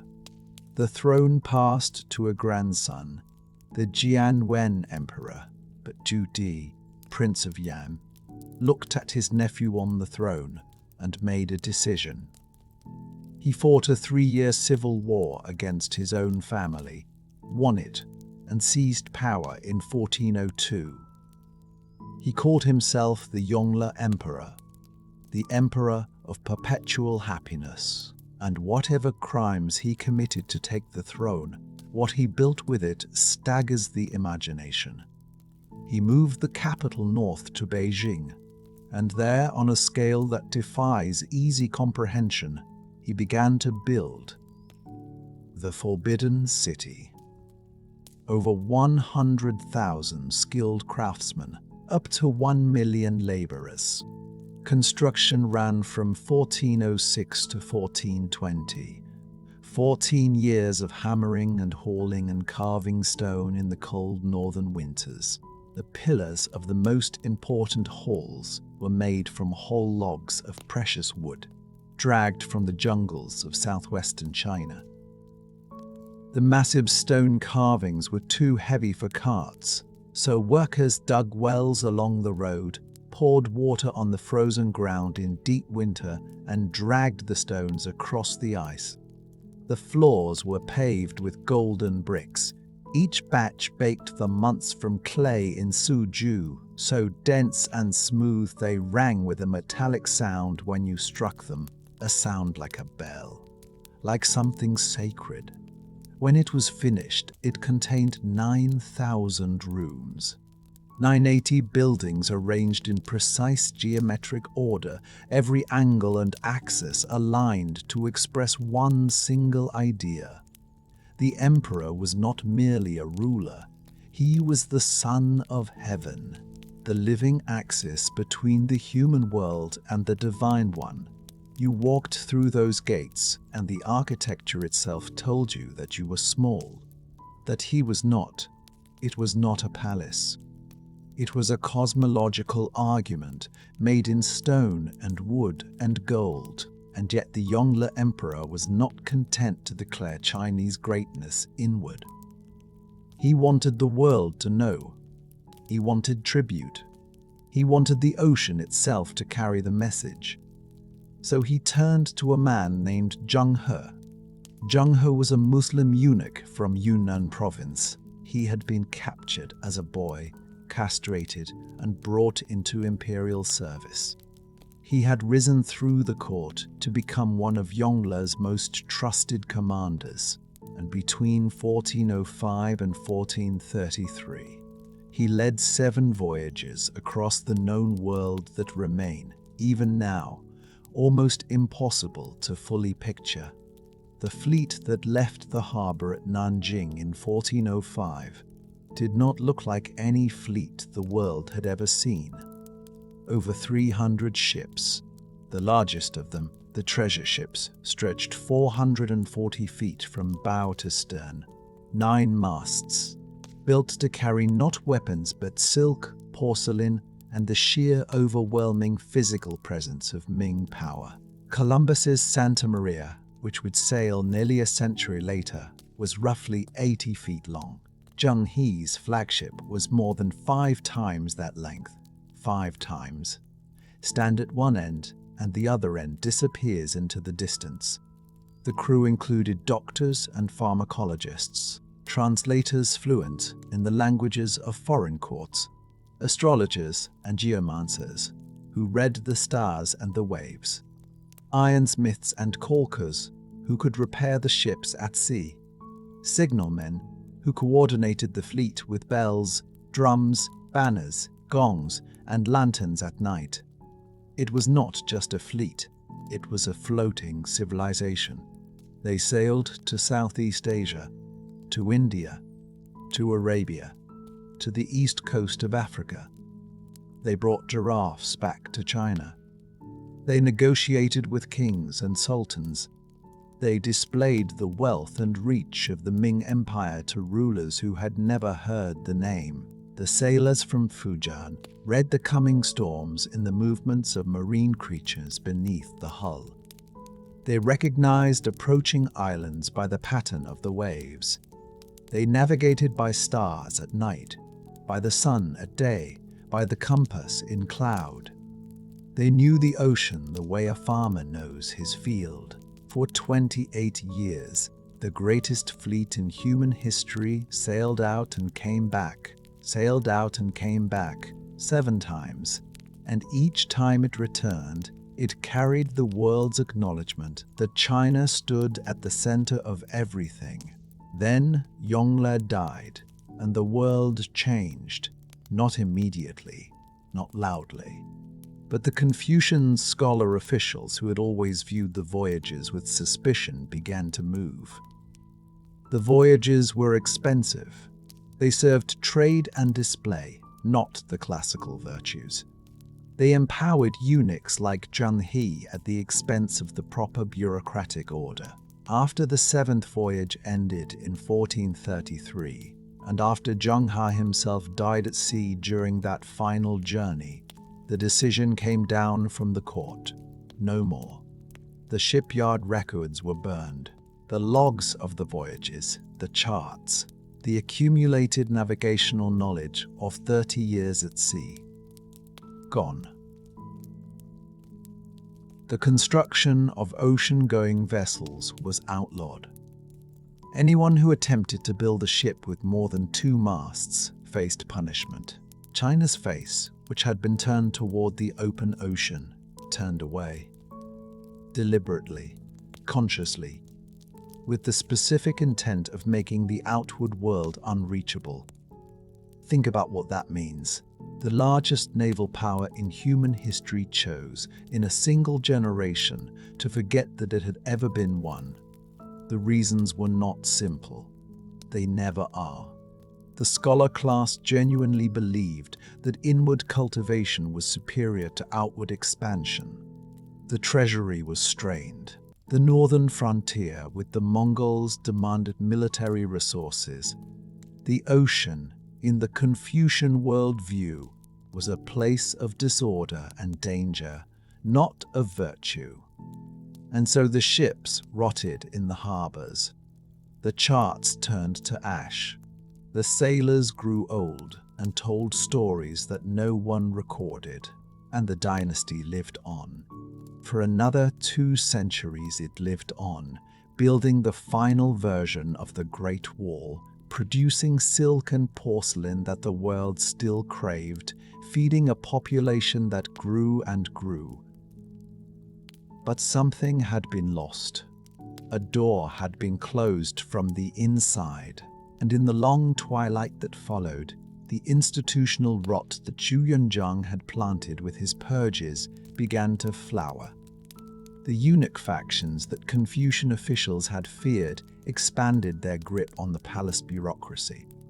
Emperors grew distant, one of them, the Wanli Emperor, who ruled for 48 years, refused to hold official audiences for 25 of them. 25 years. Ministers submitted documents and waited. Days became months.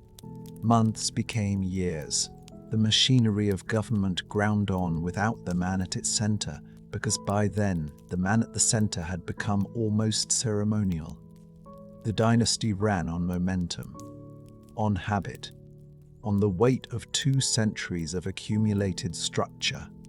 Beyond the northern wall, a people called the Manchu were watching and waiting and growing stronger.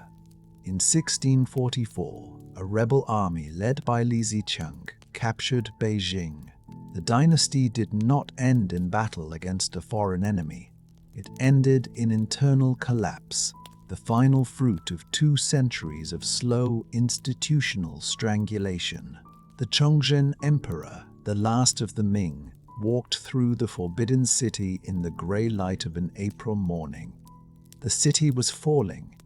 His ministers had fled or died. The halls that Zhu Di had built to express the eternal power of the Son of Heaven stood silent around him. He walked up Jingshan Hill, the artificial mound of earth that had been piled up from the dirt dug out during the construction of the palace moat. He carried a rope. He wrote a final note in his own blood, asking that the rebels not harm his people. Then he hanged himself from a tree at the top of the hill, alone, with the city spread out below him and the smoke of the fires rising into the spring air. The dynasty that a starving monk built with his bare hands lasted 276 years. It gave China the Forbidden City, the final version of the Great Wall, and the voyages of Zheng He. And on a spring morning in 1644, its last emperor walked up a hill with a rope in his hand, wrote a final note in his own blood, and hanged himself rather than let the invaders find him on his throne. The Ming was over. But the story that comes next is the strangest of all, because the people who destroyed it would spend the next 250 years desperately trying to become Chinese, and they would almost succeed. They came from the forests of the northeast, these Manchu warriors. They were not Chinese. They did not speak Chinese. They had spent generations raiding Chinese border towns. And yet, within 2 generations of conquering China, something extraordinary happened. They began to become Chinese. They learned the language, studied the classics, performed the Confucian rituals, and ruled as emperors in every way that mattered. The dragon throne had absorbed its conquerors again. It had done it before. It would have done it again. Except this time, a different kind of invader was coming, one that could not be absorbed, one that arrived not on horseback but on steamships, and one that did not want to rule China. It wanted to sell it opium. The hooves of Manchu cavalry rang against the stone streets of Beijing in 1644. The Forbidden City, still warm with the memory of the Ming, opened its gates to men who had never built a palace in their lives. And something strange happened inside those red walls. Power changed the conquerors. The Qing emperors did not tear down what they found. They wore it. They performed the Confucian rituals. They mastered the classical texts. They sat on the dragon throne and issued edicts in the exact cadences of Chinese imperial tradition. They even forced a mark of submission onto every Han Chinese man in the empire. A shaved forehead, a long braid down the back, the cue. Keep your hair, lose your head. That was the choice. Millions complied. The braid became the visible signature of a new order written onto the bodies of the conquered. But the conquest produced emperors of genuine greatness. The Kangxi Emperor ruled for 61 years, the longest reign in Chinese history. He was 8 years old when he took the throne and spent the next 6 decades expanding the empire, suppressing rebellions, and personally annotating Confucian texts in his own hand. His grandson, the Qianlong Emperor, ruled for 60 years more, stepping down only because he refused to reign longer than his grandfather out of respect. Between them, these 2 men governed China for over a century. Under their rule, the empire absorbed Tibet, pushed deep into Central Asia, and brought more territory under Chinese control than at any point since the Mongols. The smell of incense in the great temples, the sound of court musicians playing at imperial banquets, the weight of silk robes on the shoulders of men who had once worn animal skins on the steppe. The Manchu had not just conquered China. In every way that counted, China had conquered them. Then, in 1793, a British diplomat named Lord Macartney sailed into Tianjin harbor with a fleet of ships loaded with gifts. Clocks, scientific instruments, a planetarium, artillery pieces, the finest products of the Industrial Revolution. He had come on behalf of King George III to ask the Qianlong Emperor to open China to British trade. More ports, a permanent embassy in Beijing, equal diplomatic standing between two great powers. The British had been buying enormous quantities of Chinese tea, silk, and porcelain for generations, and the silver was flowing out of Britain in a torrent. They needed a way to balance the books. The Qianlong Emperor received the embassy. He looked at the gifts. Then he sent Macartney home with a letter that remains one of the most extraordinary documents in the history of human overconfidence.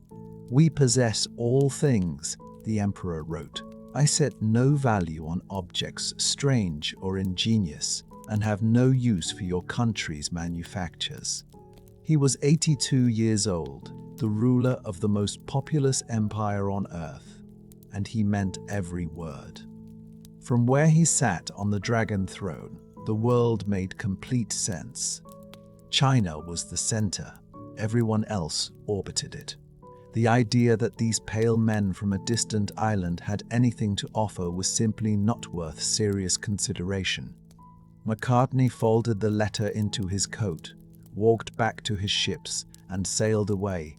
What he left behind was not just a diplomatic failure, it was the last confident statement of Chinese supremacy before everything broke apart. Here is what Qianlong did not know, or would not see. While China had closed its doors and turned inward, a revolution had been quietly rewriting the rules of the world. Steam engines, iron ships, rifles that could fire 3 times as fast as anything in the Qing arsenal. Chinese cannon technology, by the time the wars came, was 200 years behind that of the British. 200 years. The Ming had burned the shipyard records. The Qing had inherited the closed door, and now the men outside that door had stopped knocking. The British had a problem. They were buying vast quantities of Chinese goods and had almost nothing the Chinese wanted to buy in return.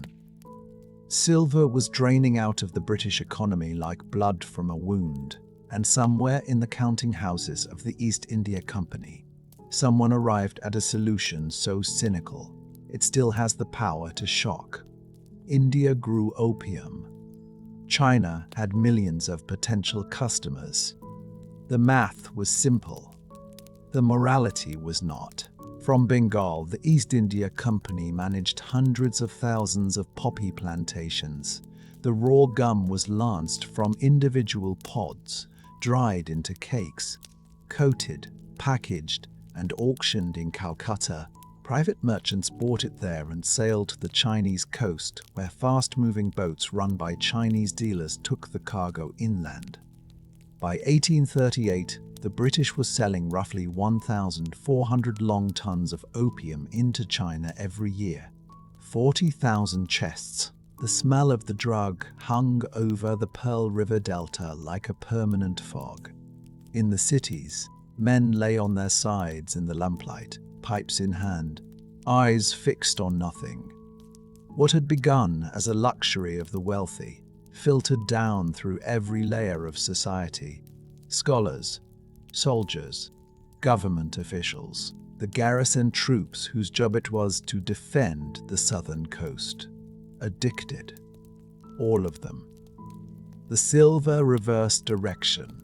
Instead of flowing into China in exchange for tea and silk, it began flowing out in exchange for opium. The Qing treasury felt it. The emperor felt it. In 1839, the Daguang Emperor appointed a scholar official named Lin Zexu as special imperial commissioner, with orders to stop the trade completely. Lin arrived in Guangzhou and moved with extraordinary speed. He wrote an open letter to Queen Victoria, appealing to her moral responsibility. She never received it. He blockaded the foreign trading quarter, trapping British merchants inside. He demanded they surrender their stocks. They complied, handing over 20,000 chests of opium. Then Lin had it destroyed on the beach outside Guangzhou. It took 23 days. The stench carried for miles. Lin believed that was the end of it. He believed that by demonstrating moral clarity and firm resolve, he could persuade the British to abandon the trade without a war. He was wrong in the most catastrophic way a man can be wrong. He had not understood that the British government had already decided, in a cabinet meeting on the 1st of October 1839, to send an expeditionary force. The destroyed opium was not a moral victory. It was a legal pretext. The British government had guaranteed compensation to the merchants for surrendered goods. Now China owed them money. The Royal Navy was already on its way. What happened next was not a war in any traditional sense. It was a demonstration. British steamships moved against winds and tides in Chinese rivers. They carried more guns than entire fleets of Chinese junks. Their cannon outranged the Qing artillery by such a margin that British ships could bombard Chinese forts from positions the Chinese guns could not reach. In battle after battle, the pattern was the same. The Qing soldiers fought with extraordinary courage. It made no difference. The technology gap was absolute. Chinese soldiers carried matchlocks with an effective range of 100 meters. British rifles fired accurately at 200 to 300 meters. Chinese cannon were forged using methods 2 centuries out of date. In the Battle of Chuanpi, 11 Chinese war junks were destroyed. At the Bogue forts, the British simply walked through. At Zhenjiang, Manchu bannermen and their families chose suicide over capture. The Qing commanders sent the emperor false reports. Victory after victory, they wrote, while British forces moved steadily up the coast, capturing Amoy, Ningbo, Shanghai, cutting the Grand Canal, strangling the empire's ability to move grain. When the Daguang emperor finally discovered the truth, his hands must have gone cold. He had been governing a fiction. On the 29th of August 1842, the Treaty of Nanking was signed aboard a British warship. Hong Kong ceded to Britain in perpetuity. 5 ports opened to foreign trade. Tariffs fixed at rates the Chinese could not change. Extraterritoriality granted, meaning British subjects in China would be subject to British law, not Chinese. An indemnity of 21 million silver taels. The first of what China would call the unequal treaties, and the opium trade, the entire cause of the war, was left unaddressed. It simply continued. By 1858, annual imports had risen to 70,000 chests. The wound had been opened and it would not close. What followed was not recovery. It was hemorrhage. In 1850, a man named Hong Shuquan, who had failed the imperial examinations 4 times and suffered a breakdown that produced religious visions, declared himself the younger brother of Jesus Christ and launched a rebellion. The Taiping Heavenly Kingdom spread across southern China like fire through dry grass. At its peak, Hong controlled a territory larger than France. The fighting lasted 14 years. When it ended, somewhere between 20 and 30 million people were dead, the deadliest civil war in human history. A dynasty already bleeding from foreign pressure now found itself trying to survive an internal catastrophe on a scale that defies comprehension.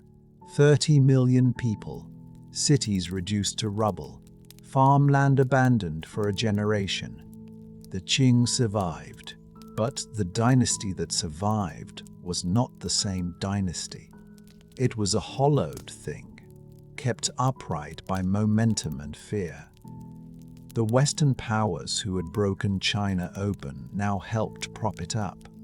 because a stable China was better for trade than a collapsed one. The British Maritime Customs Service, one of the most important bureaucracies in the Qing government, was partially staffed and managed by Western foreigners. China's own revenue system in foreign hands.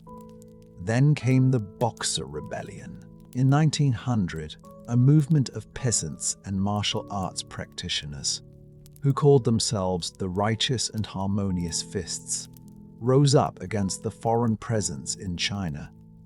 They believed with absolute conviction that their training made them immune to bullets.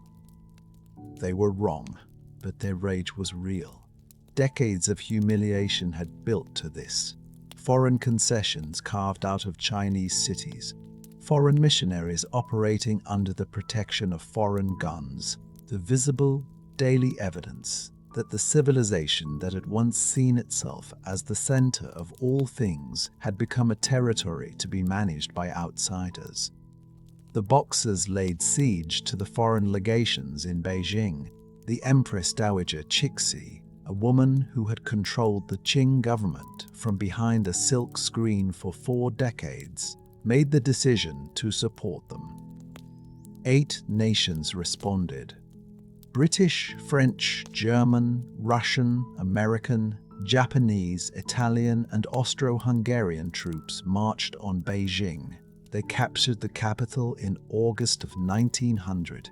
Cixi fled the Forbidden City in a peasant cart, dressed in plain clothes, her bound feet wrapped in rags, the roads dusty and hot under the August sun. The woman, who had once staged theatrical court performances for foreign ambassadors, was running for her life on a dirt road. The foreign armies looted Beijing. They looted the Summer Palace, the vast imperial garden complex outside the city that had already been burned by British and French forces in 1860. They imposed the Boxer Protocol, a new, unequal treaty that required China to pay an indemnity of 450 million silver taels, 1 tael for every person in China, to be paid over 39 years with interest. The empire was mortgaged. The Qing court limped back to Beijing. Cixi died in 1908, on the same day as the Guangxu emperor she had kept under house arrest for a decade. Some said she had him poisoned before she died, so he could not outlast her and undo her legacy. Before she died, she chose his successor. The choice she made tells you everything about how hollow the throne had become. She chose a child, a 3-year-old boy named Puyi, the nephew of the emperor she had just buried, on a winter day in 1908. This child was placed on the dragon throne in the Hall of Supreme Harmony. The officials performed the ancient rituals around him. Puyi screamed. He tried to run. His father held him down on the throne. The boy's cries echoing off the lacquered pillars, the cold air of the hall pressing down on everyone present. "It will be over soon," his father whispered.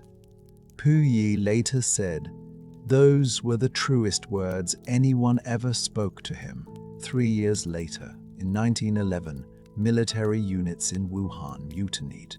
The revolution spread faster than anyone expected. Province after province declared independence. On the 12th of February 1912, a document was signed in a cold room in Nanjing. Puyi, 6 years old, abdicated on behalf of the Qing dynasty. 2,000 years of imperial rule ended not with a final battle, not with a great leader's death, but with paperwork. An ink stamp on a piece of paper in a room full of men in Western suits. The last emperor of China was a child who did not understand what was happening to him. In that, he was exactly like the civilization he represented. The Ming had chosen isolation. The Qing had inherited the closed door, and when the steamships came, there was nothing behind that door strong enough to hold. 2,000 years of imperial rule ended not with a final battle or a great leader's death.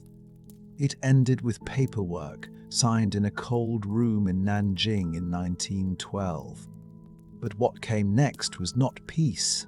What came next was the most violent century in Chinese history.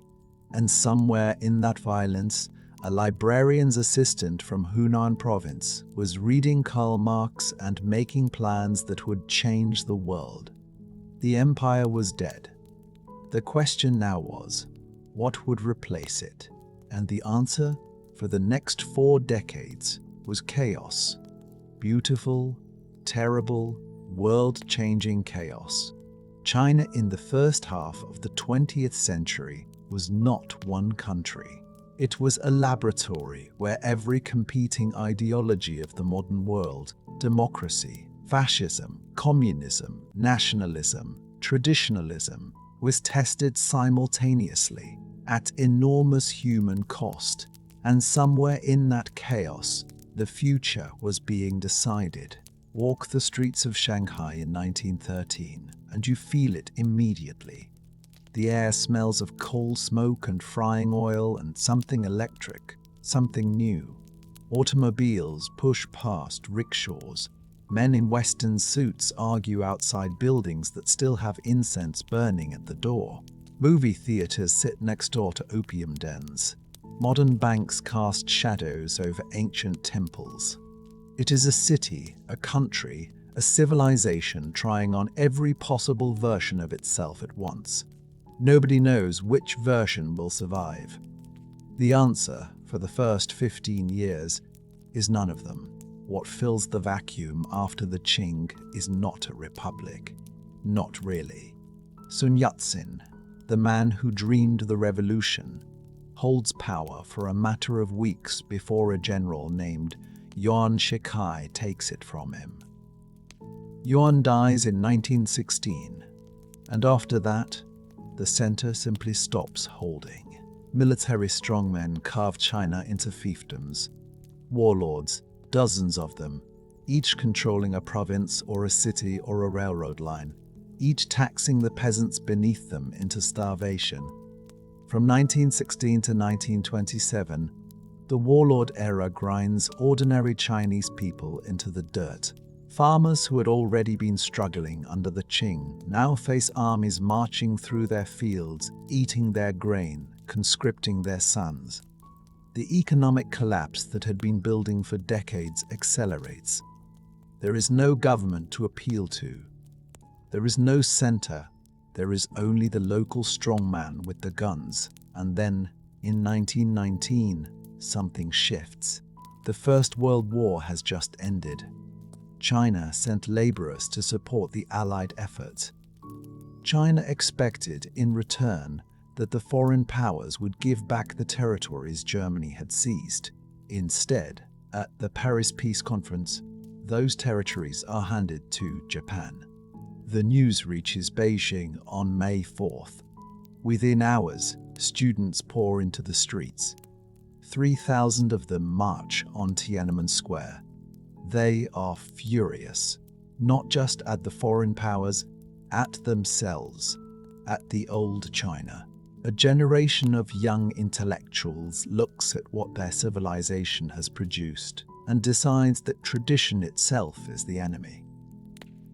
Confucius, the examination system, the whole weight of 2,000 years, they argue, has made China weak. If China is to survive, it must destroy the past and build something entirely new. The smell of burning paper fills the air around university campuses as students set fire to books.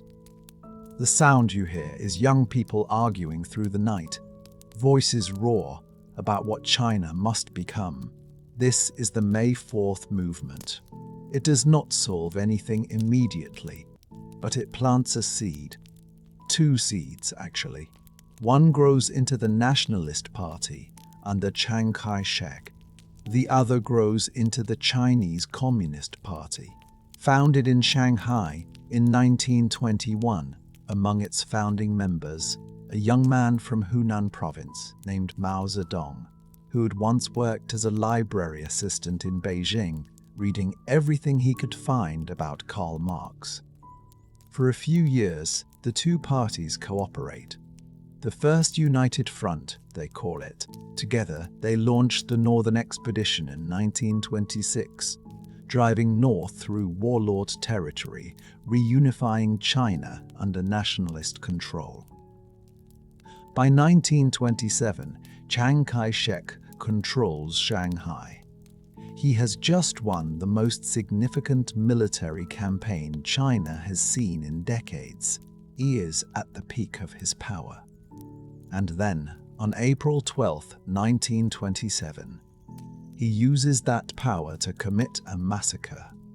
In a single night, nationalist forces and allied criminal gangs move through Shanghai's streets and kill thousands of Communist Party members. Some accounts put the number in the thousands. Men are dragged from their beds. Union organizers are shot in the street. The Communist Party, which has spent years building its organization in the cities, is nearly destroyed overnight. The survivors flee. Some go underground. Some go to the countryside. Mao Zedong goes to the hills of Jiangxi province and begins building something new. A civil war that will last 22 years has just begun. By 1931, the communists have consolidated enough rural territory to declare their own state, the Chinese Soviet Republic. They redistribute land from landlords to peasants. They issue their own currency. They build schools. For the rural poor, who have been crushed by landlords and warlords and foreign markets for generations, it feels like justice.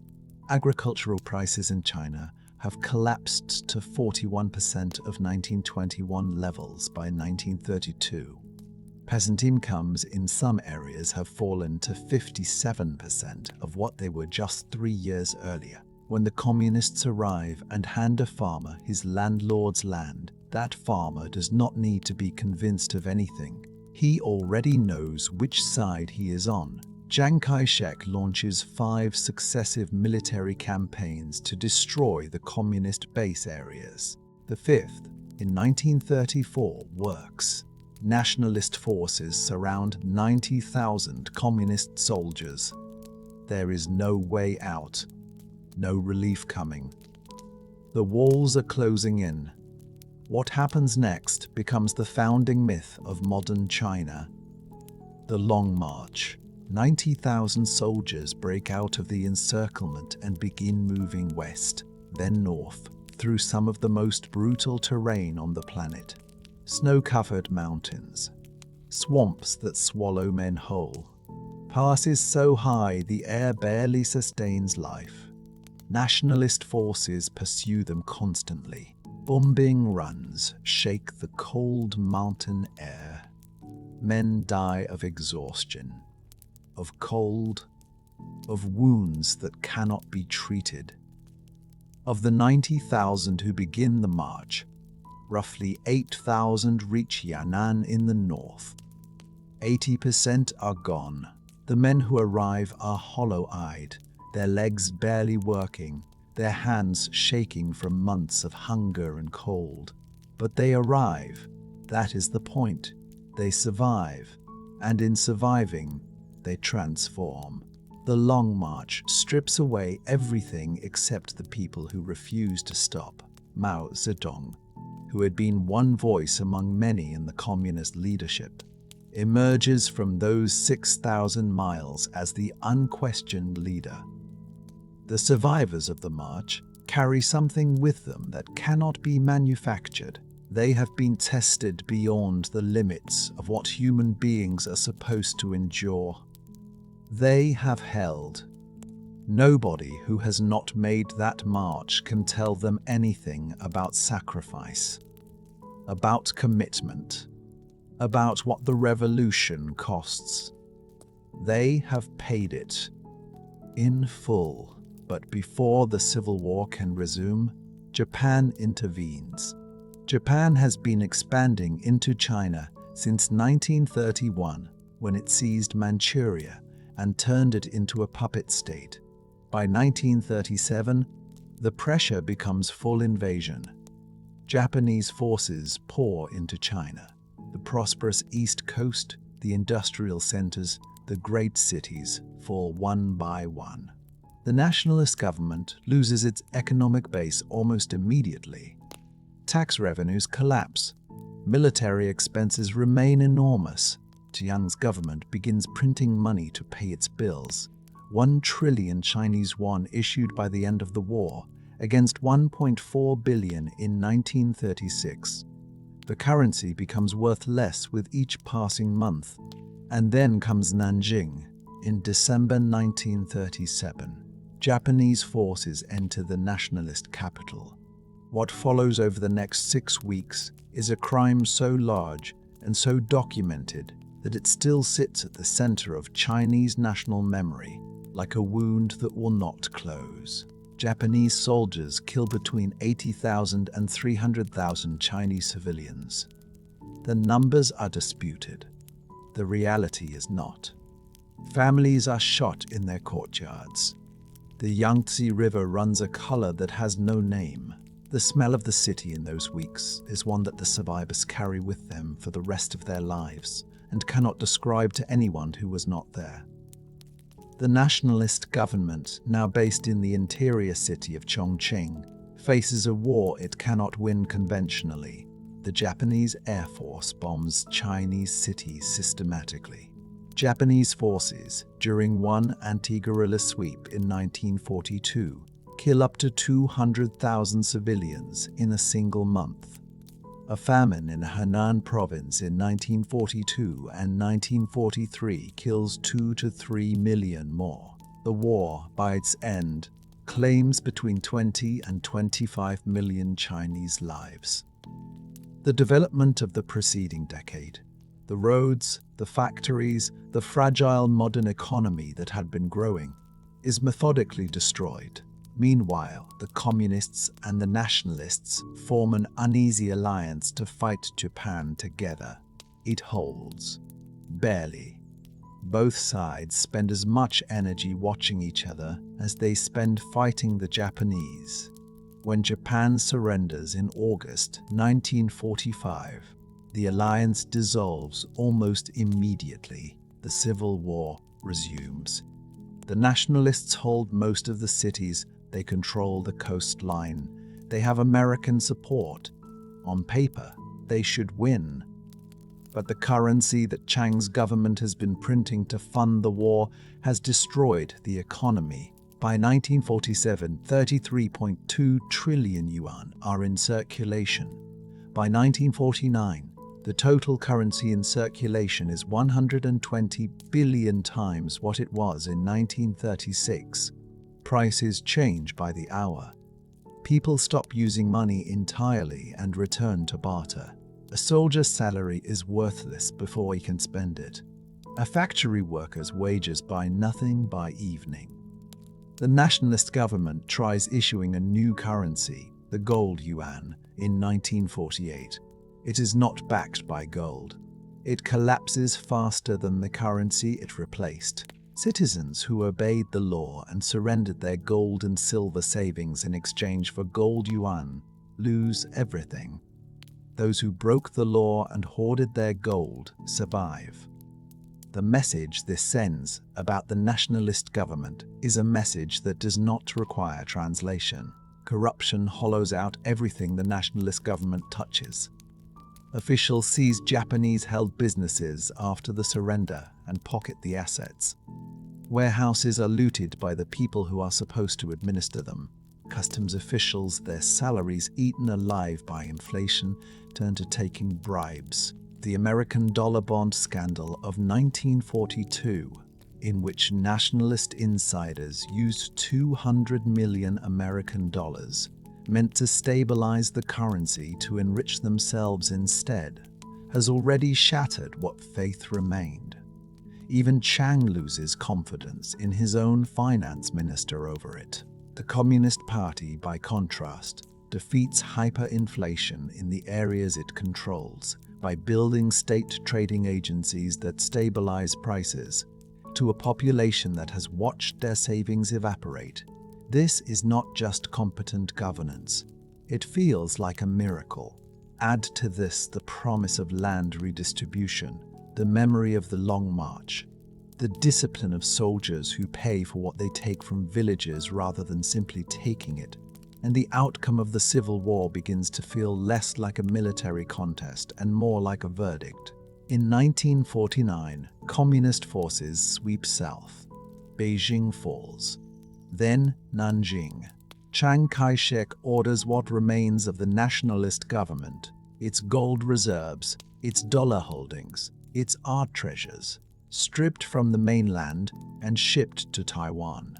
The island, one of the few parts of China that has not been reduced to rubble by the war, becomes the new seat of a government that always plans, to return. It never will.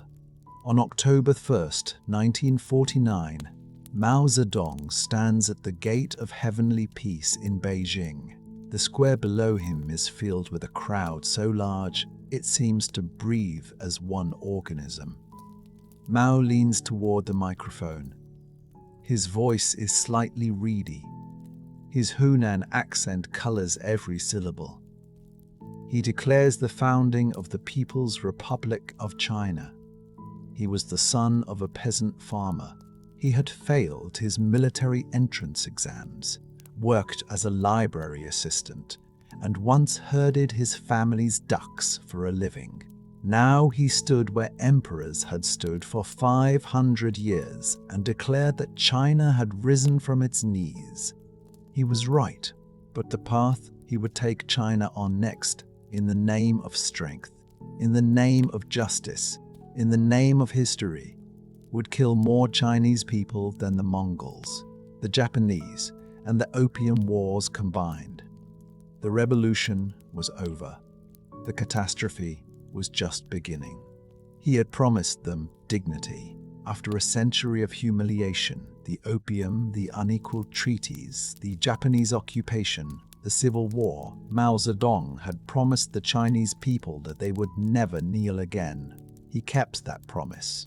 And in keeping it, he asked them to pay a price that no people should ever be asked to pay.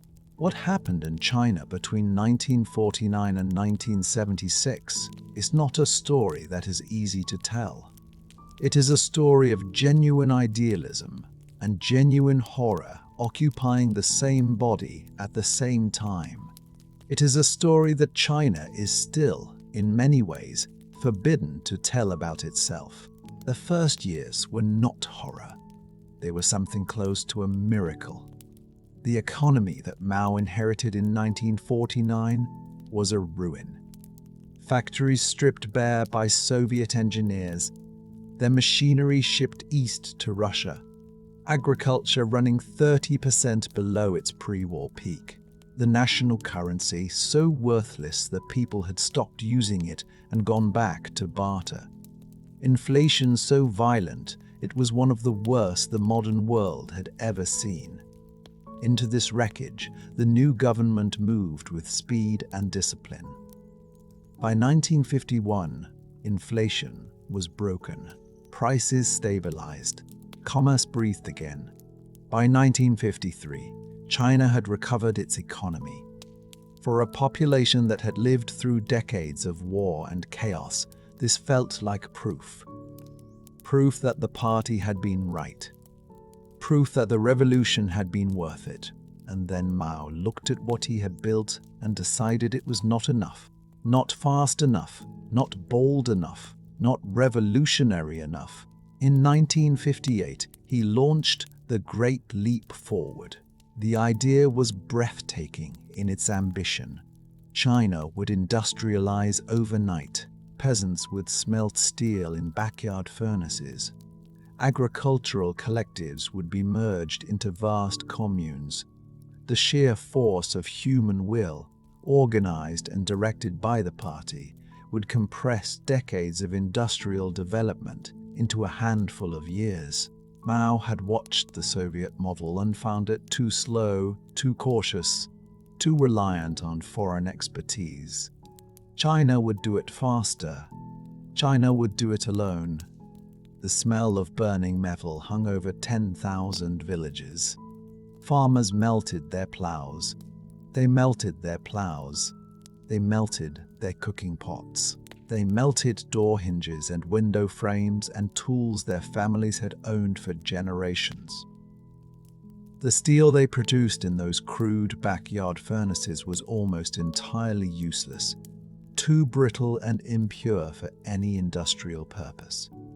But the quotas kept coming, and no local official, in a system where admitting failure meant political destruction, was willing to report that the quotas could not be met.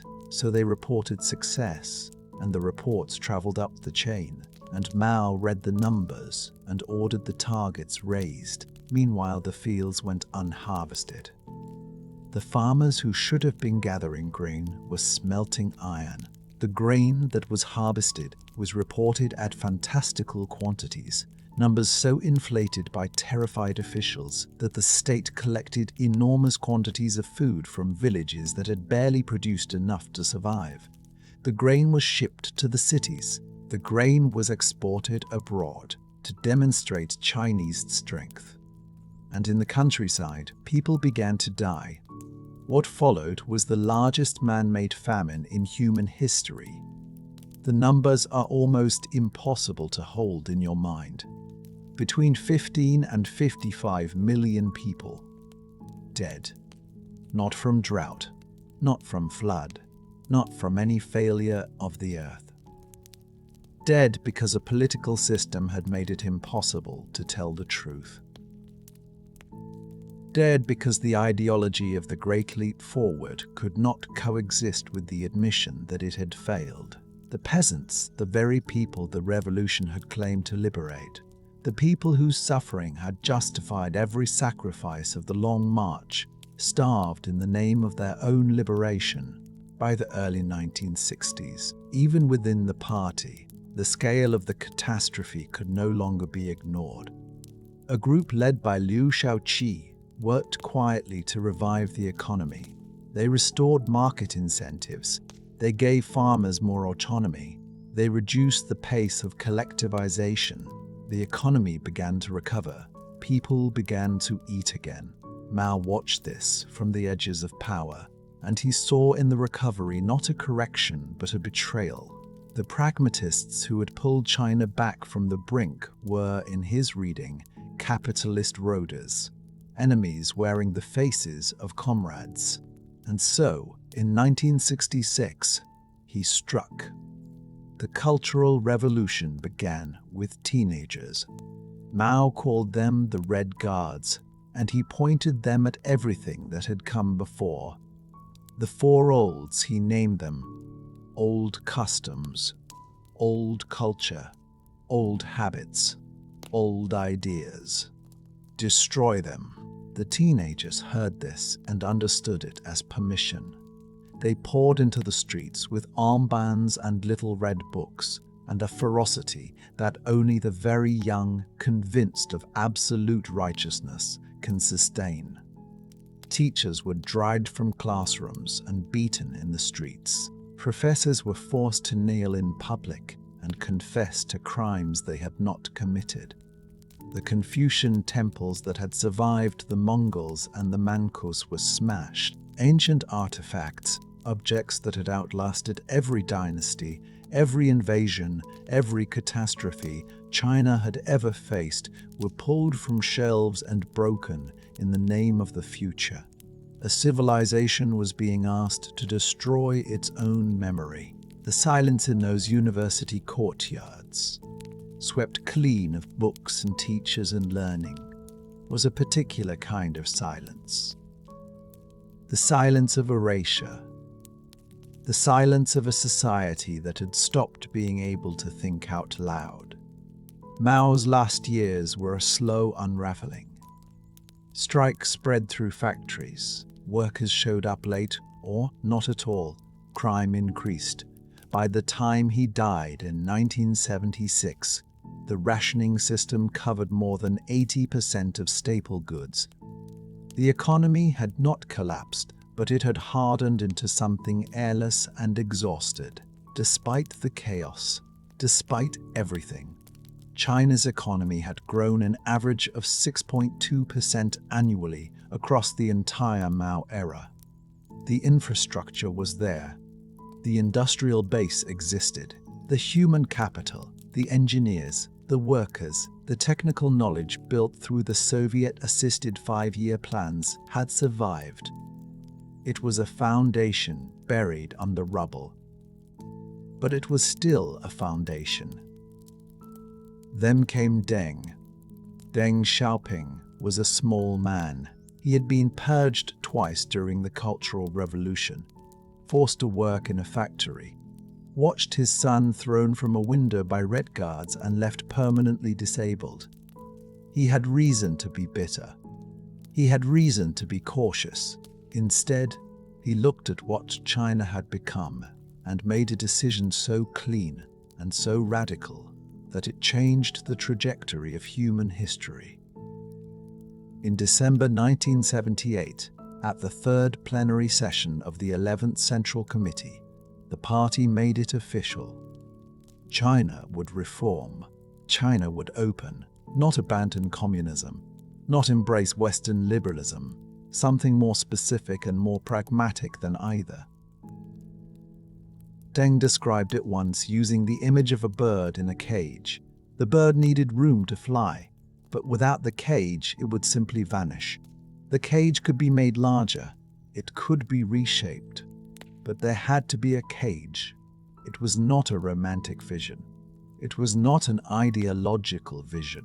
It was the vision of a man who had watched ideology kill tens of millions of people and had decided that feeding the living mattered more than serving the dead. The changes came fast and then faster. In the countryside, the household responsibility system replaced collective farming. Families could now make their own decisions about what to plant. They kept what exceeded the state quota. The results were, in the word of Premier Zhao Ziyang, magical. By 1984, grain storehouses were full to overflowing. A problem that had seemed permanent had dissolved in a few growing seasons. In the cities, small private businesses became legal. Roadside stalls appeared. Markets opened. In 1980, special economic zones opened in Shenzhen, Zhuhai, Shantou, and Xiamen, places where foreign investment was welcomed, where joint ventures between Chinese and foreign firms became possible, where the rules of the planned economy were suspended just enough to let something new breathe. Shenzhen in 1980 was a fishing village. Shenzhen in 2000 was a city of millions, lit at night like a circuit board. What happened there was not an accident. It was a controlled experiment that proved what Deng had always believed, that Chinese people, given the tools and the freedom to work, would work with a ferocity the world had never seen.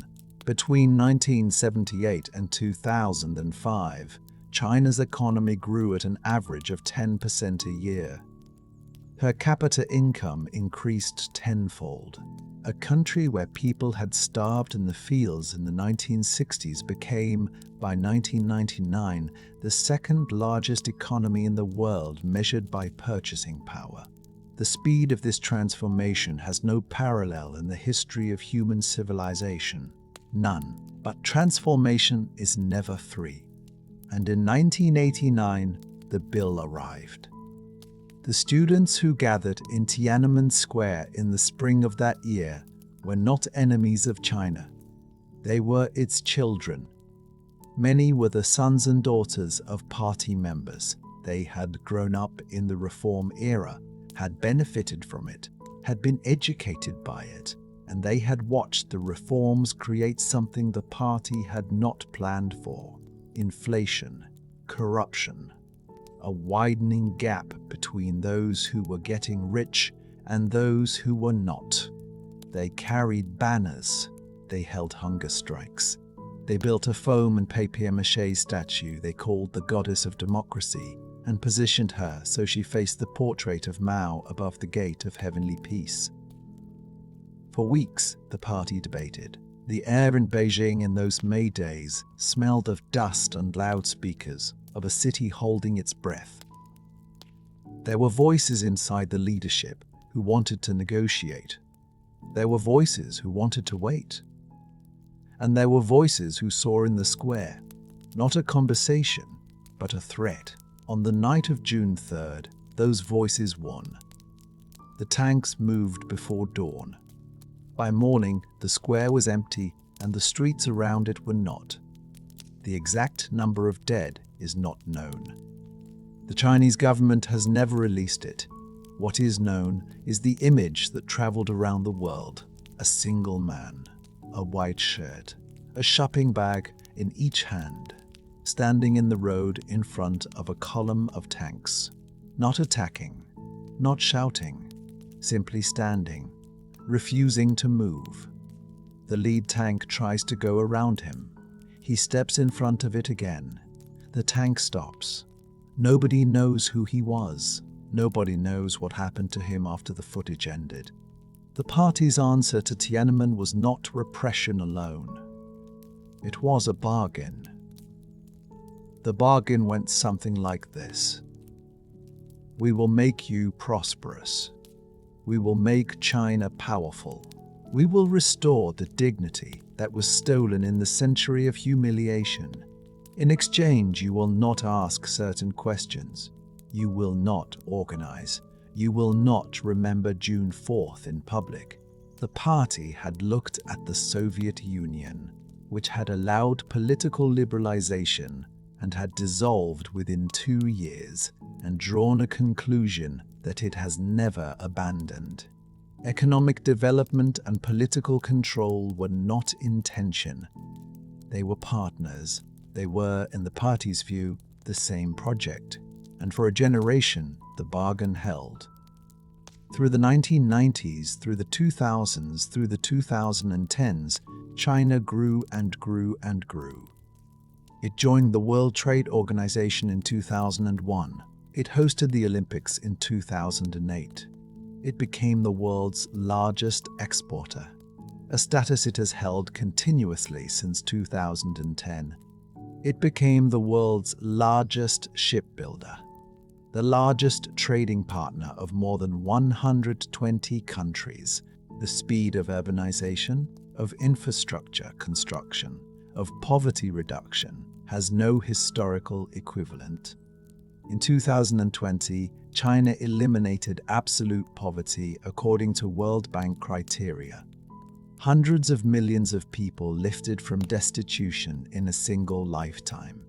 Then came Xi. Xi Jinping took power in 2012 and has not loosened his grip since.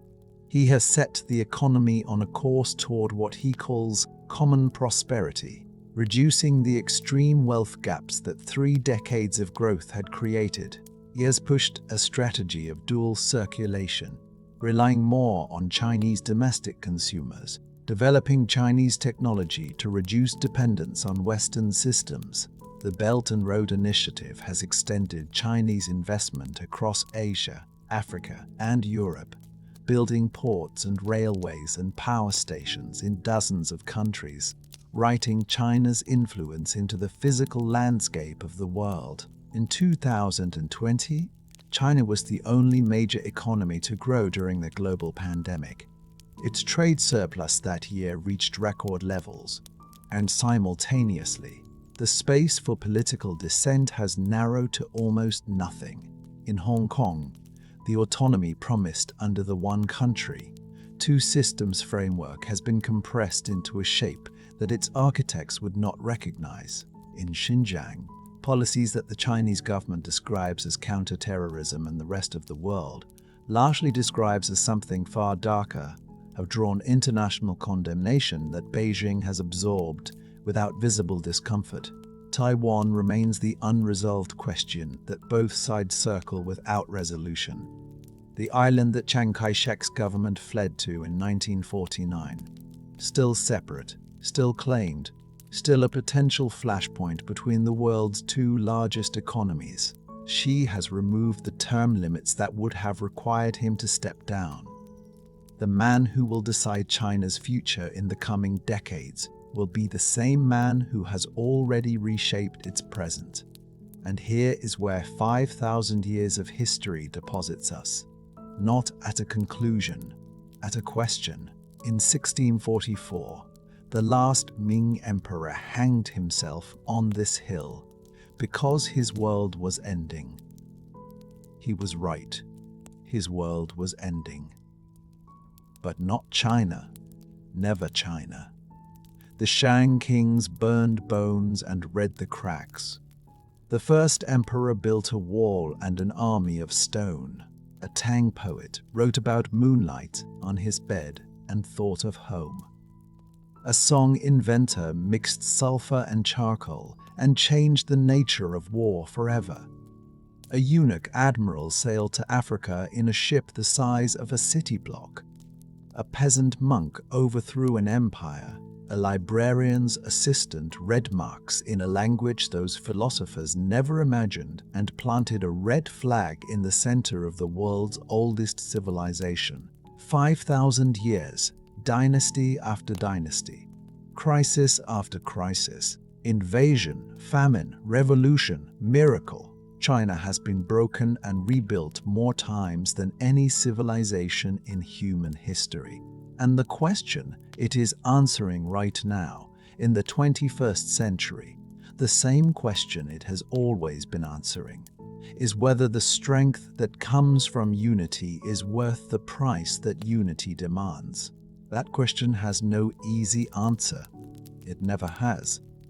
But the fact that China is still here to ask it, that is the answer that 5,000 years of history has already given us.